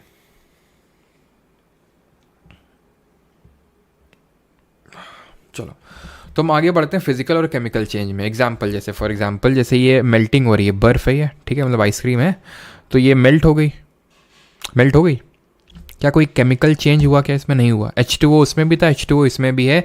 इसको क्या फिर से मैं बर्फ़ बना सकता हूँ? बिल्कुल बना सकता हूँ, मैं बिल्कुल बना सकता हूँ। चॉपिंग कर दिया मैंने, चॉपिंग, इस लकड़ी के टुकड़े को काट दिया, फिर से जोड़ दूंगा, क्या दिक्कत है? कुछ नहीं। क्या केमिकल कॉम्पोजिशन चेंज हुआ? नहीं। कोई चीज़ मैंने पिघला दी, ये तो मेल्टिंग, बॉइलिंग, कोई चीज़ मैंने उबाल दी, फिर से इसको मैं बैक टू वापस ला सकता हूँ। लेकिन कंबशन, लकड़ी को मैंने जला दिया, राख बन गई, क्या राख से लकड़ी फिर बना सकता हूँ? नहीं बना सकता हूँ, केमिकल कॉम्पोजिशन चेंज हो गया। रॉटिंग, सड़ गया, कोई फल सड़ गया, उसको क्या मैं फिर से अच्छा बना सकता हूँ? अभी तक तो ऐसा कोई टेक्निक नहीं आई है, क्योंकि केमिकल कॉम्पोजिशन चेंज हो गया। जैसे फॉर एग्जांपल, दूध है, जो मिल्क है वो कर्ड में कन्वर्ट हो गया है, तो ये किस तरह का प्रोसेस होगा जरा बताइए, केमिकल या फिजिकल? क्या स्टेट ऑफ मैटर चेंज हुआ है? क्या स्टेट ऑफ मैटर नहीं, वही है, लिक्विड ही है, ऑलमोस्ट लिक्विड ही है। तो फिर क्या चेंज हुआ है? एक्चुअल में हुआ क्या है कि इसमें लैक्टोबैसिलस बैक्टीरिया ने काम किया है मिल्क पे, और वो कर्ड बना दिया है, जिसमें बहुत सारे लैक्टोबैसिलस बैक्टीरिया देखने को मिलेंगे। ये आपका एकदम मीठे से, हल्का मीठे से ही क्या हो गया, खट्टा हो गया एकदम। क्या आप उसको फिर से मिल्क बना सकते हैं? बिल्कुल नहीं, क्योंकि केमिकल कॉम्पोजिशन चेंज हो गया उसमें। बहुत कम मात्रा में एसिड था, बहुत ज़्यादा एसिड है इसमें। कौन सा एसिड है जरा बताइए कर्ड में? हम देख चुके हैं इसको बायोलॉजी में, ठीक है। आई थिंक देखा है भी कि नहीं देखा बायोलॉजी में, केमिस्ट्री में तो देखेंगे, केमिस्ट्री में देखेंगे एसिड बेस एंड सॉल्ट वाले में, ठीक है, वहाँ पे देखेंगे, ठीक है। तो कर्ड में होता है हमारा लैक्टिक एसिड, तो ये एक केमिकल चेंज होगा आपका। एक क्वेश्चन मैं आपसे पूछता हूँ, burning of candle,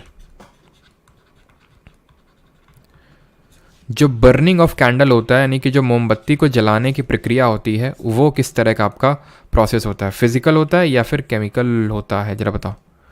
burning of candle, ये क्या है? वो धागा है, ठीक है, मोमबत्ती वाला, बताओ जल्दी से।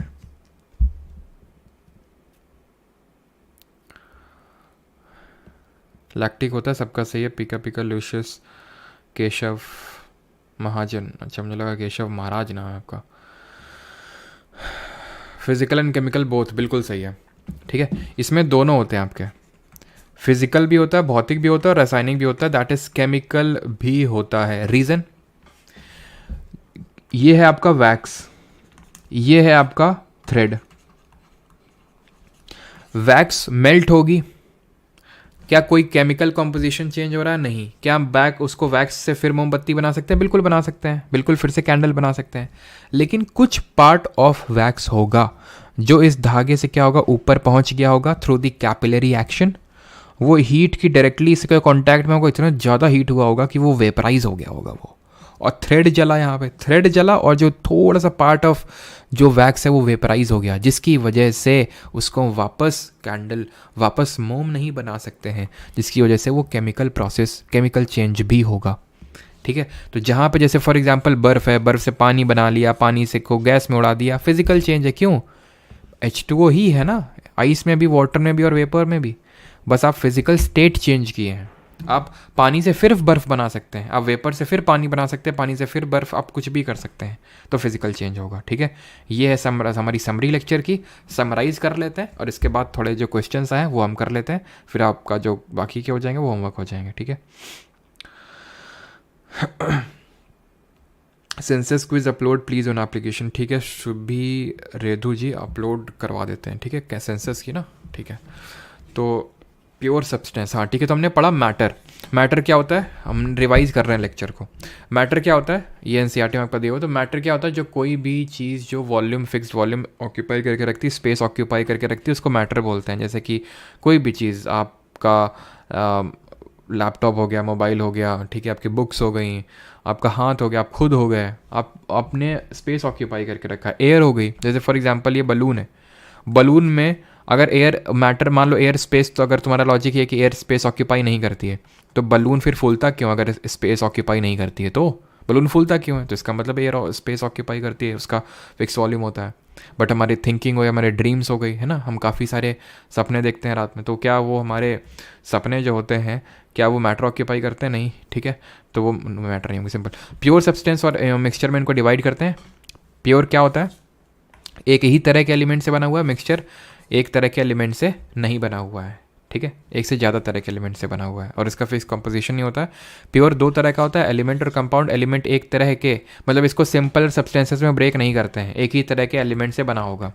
Copper, oxygen, iron, hydrogen, mercury, ये क्या है, फिक्स कॉम्पोजिशन होता है। ठीक है, बट इसको ब्रोक किया जा सकता है बाई केमिकल और इलेक्ट्रोकेमिकल रिएक्शन से। फिजिकल प्रोसेस से नहीं, फिजिकल से होता तो मिक्सचर की कैटेगरी में होता। ठीक है, वो एक उसका इरफान खान का डायलॉग था ना चलो यहाँ पे नहीं मारते हैं वो डायलॉग। तो कंपाउंड की अगर बात करते हैं, ठीक है, तो अगर ये उससे सेपरेट होता फिजिकल प्रोसेस से, तो मिक्सचर की कैटेगरी में पड़ा होता। कंपाउंड क्या है, इसको हम फर्दर ब्रेक नहीं, मतलब फर्दर ब्रेक कर सकते हैं, बट इलेक्ट्रोकेमिकल प्रोसेस और केमिकल प्रोसेस। एग्जांपल वाटर हो गया, मेथेन हो गया, शुगर हो गया, सॉल्ट हो गया। जैसे सॉल्ट है तो NaCl है, अब NaCl को नहीं ऐसे पकड़ा, Na को अलग कर दिया, Cl को अलग कर दिया। शुगर में C12H22O11 है, इसका ऐसा नहीं कि कार्बन को अलग कर दिया, हाइड्रोजन को अलग कर दिया, ऑक्सीजन को तुरंत अलग कर दिया, उसके लिए आपको इलेक्ट्रोकेमिकल प्रोसेस लगेगा। होमोजेनस मिक्सचर क्या होते हैं आपके, जिनमें यूनिफॉर्म कंपोजिशन होता है, और नॉन यूनिफॉर्म कंपोजिशन हिट्रोजेनस होते हैं। जरा बताओ होमोजेनस और हिट्रोजेनस में कौन टिंडल इफेक्ट दिखाएगा, जरा बताओ कौन स्टेबल होता है, कौन अनस्टेबल होता है, बताओ जल्दी से, देन हम क्वेश्चन पे आते हैं।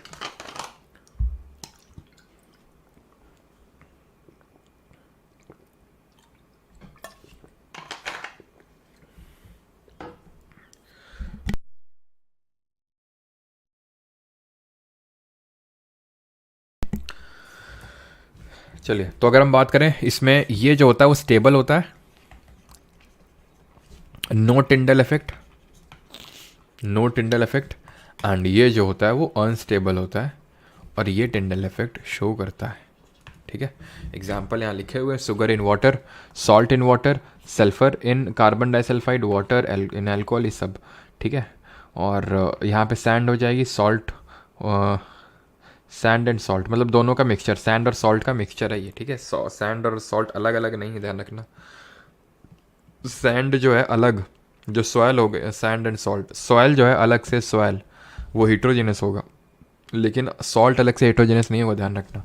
शुगर हो गया, शुगर एंड सॉल्ट, दोनों को, शुगर एंड सॉल्ट का मिक्सचर है। शुगर अपने आप में प्योर सब्सटेंस है, सॉल्ट प्योर सब्सटेंस है, लेकिन दोनों को मिक्स कर देंगे तो हीट्रोजेनस मिक्सचर होगा, बिकॉज हम इसको फिजिकल प्रोसेस से अलग कर सकते हैं। Water in oil physical process से अलग कर लेते हैं ना, सेपरेटिंग फनल से।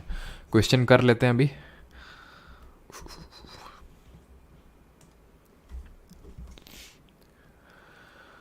क्वेश्चन पे आ जाते हैं जल्दी से।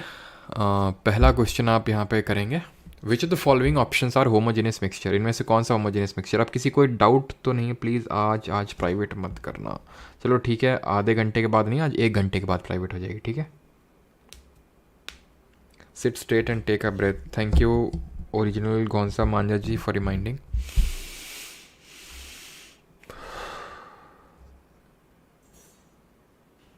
Dear sir please complete the chemistry this week, Monday को एग्ज़ाम है। किस चीज़ का एग्ज़ाम है दिनेश?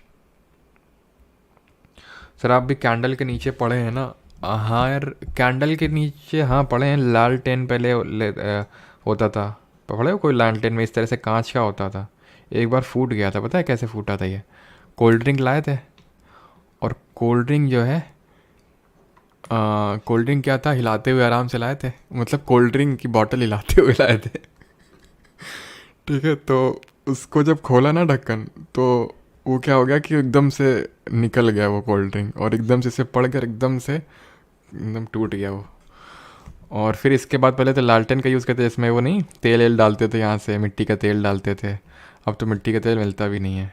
फिर वो यूज़ करते थे, एक एलसीडी आती थी इस तरह का, वो होता था कवर, ठीक है, और यहाँ पे एलसीडी लगी होती थी, है ना, और जिसको चार्ज करना होता था। फिर हम आए सूर्या बल्ब में 9 रुपए वाला। उसके बाद अब मेरे पास फिर हुई क्या, एलसीडी क्या बोलते हैं उसको, क्या बोलते थे यार उसको, CFL, है ना, कॉम्पैक्ट फ्लोरेसेंट लैम्प। हाँ, उसके बाद जो है अभी मेरे पास अपने पैसों की मेरे पास LED है, ट्यूब लाइट है। तुम्हारे पास क्या है? Water homogeneous mixture.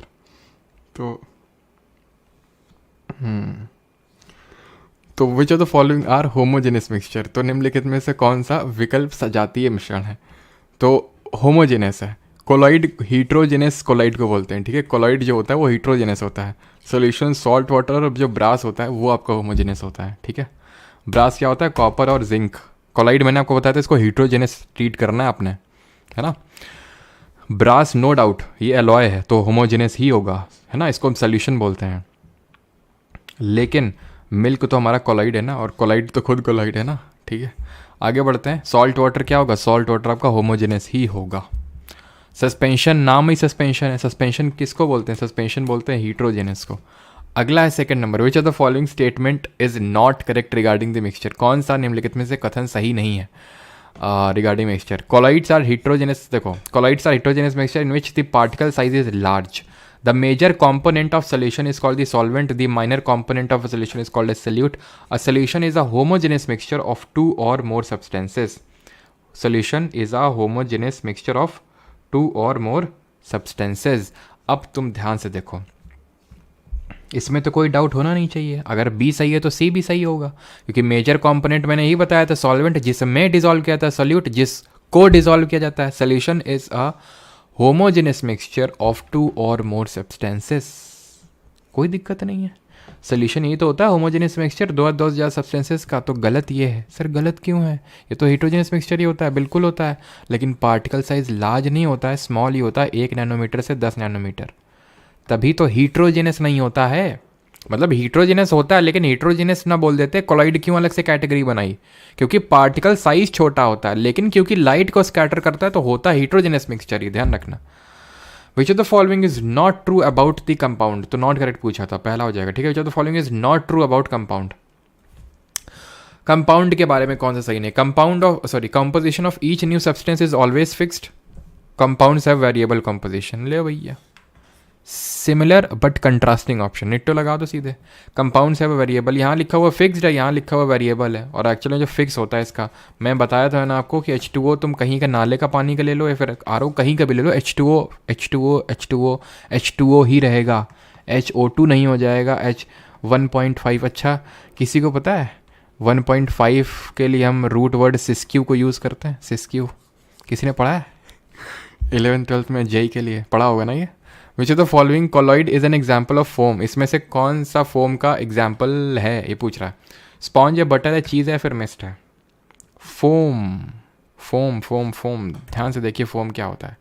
फोम हमारा यहाँ पे है, फोम ये है, फोम ये है, फोम ये है, फोम ये, यानी कि फोम में डिस्पर्स फेस गैस होता है। डिस्पर्सिंग मीडियम है तो सॉलिड हो सकता है, तो लिक्विड हो सकता है। अब जो यहाँ पे मिस्ट लिखा है, चीज़ लिखा है, यहाँ पे ध्यान से देखिए, यहाँ पे लिखा है कि नहीं लिखा है एग्जाम्पल में, देखो मिस्ट तो फॉर्म नहीं होगा किसी भी हालत में। मिस्ट वही जो कुआसा होता है, कुआसा में क्या होता है, लिक्विड होता है और एक तरह से गैस होता है, ठीक है। तो सॉलिड जो होता है डिस्पर्स्ड होता है, डिस्पर्स फेस होता है, और उसमें होता है आपका डिस्पर्सिंग मीडियम, है ना। हाइग्रोस्कोपिक न्यूक्लियाई होता है, और हाइग्रोस्कोपिक न्यूक्लियाई में वो आपका वाटर होता है, तो सॉलिड और लिक्विड होता है, तो वो सोल हो जाएगा, ठीक है।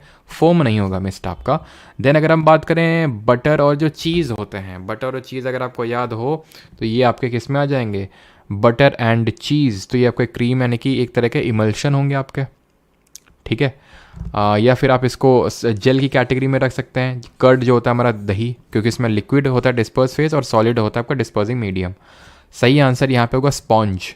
स्पॉन्ज में क्या है, ये फोम है, क्योंकि इसमें अगर आप देखेंगे तो जो डिस्पर्स्ड फेज है वो गैस है स्पॉन्ज, और किस में डिस्पर्ज है, क्योंकि स्पॉन्ज क्या होता है, पूरा सॉलिड होता है, बीच बीच में जो होल्स है उसमें गैस भरी हुई है कम मात्रा में, तो डिस्पर्स फेस हो जाएगा गैस, डिस्पर्सिंग जो मीडियम हो जाएगा वो सॉलिड हो जाएगा, तो एक तरह का सॉलिड फॉर्म हो जाएगा वो, ठीक है।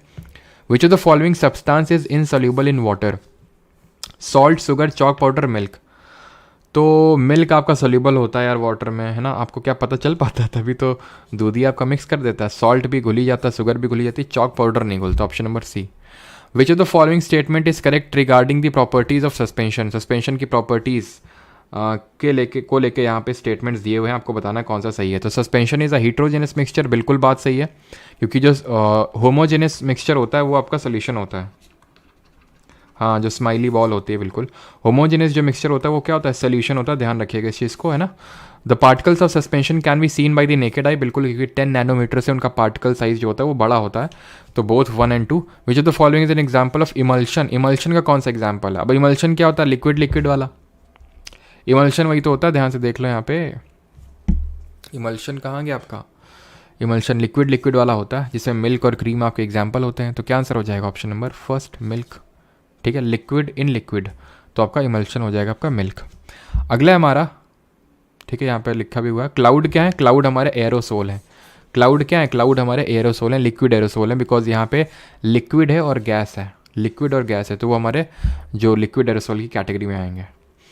विच of the following techniques can be use to separate the impurities in milk? Milk में इम्प्योरिटीज़ को हमें अलग करना है। कॉलम क्रोमेटोग्राफी, माइक्रोस्कोपी, माइक्रोटोमी या फिर ऑटोक्लेव, ये सब तो कुछ होते नहीं है। इम्प्योरिटीज़ इन मिल्क को अलग करना है, तो ये हम कॉलम क्रोमेटोग्राफी का एक अलग तरह का हमारा वो होता है, स्टेप होता है। सर RPFSI के लिए 2 पॉइंट। हाँ जी दिनेश कुमार जी, एक बार देख लीजिएगा क्वेश्चंस को मैच करके, बाकी मुझे तो लगता है सफिशिएंट होना चाहिए, ठीक है। कॉलम क्रोमेटोग्राफी का यूज़ करेंगे इम्प्योरिटीज़ इन मिल्क। और जरा बताइए, मिल्क को अगर मिल्क से अगर हमें क्रीम बनानी है, मिल्क से अगर हमें क्रीम को अलग करना है, तो किसका हम यूज़ कर रहे थे, ठीक है। और एक चीज़ याद रखना, क्रोमेटोग्राफी अलग था, क्रोमेटोग्राफी को यूज़ कर रहे थे डाई के जो डिफरेंट कलर्स होते हैं। क्रोमेटोग्राफी को यूज़ करते हैं ड्रग्स को अलग करने के लिए, to separate drugs from blood. इसको भी नोट कर लेना, वैसे नोट्स में आपको एडेड मिलेगा ये चीज़, ठीक है, कि ड्रग्स जो है अब उसको अलग करना है ब्लड से, तो भी हम यूज़ करेंगे।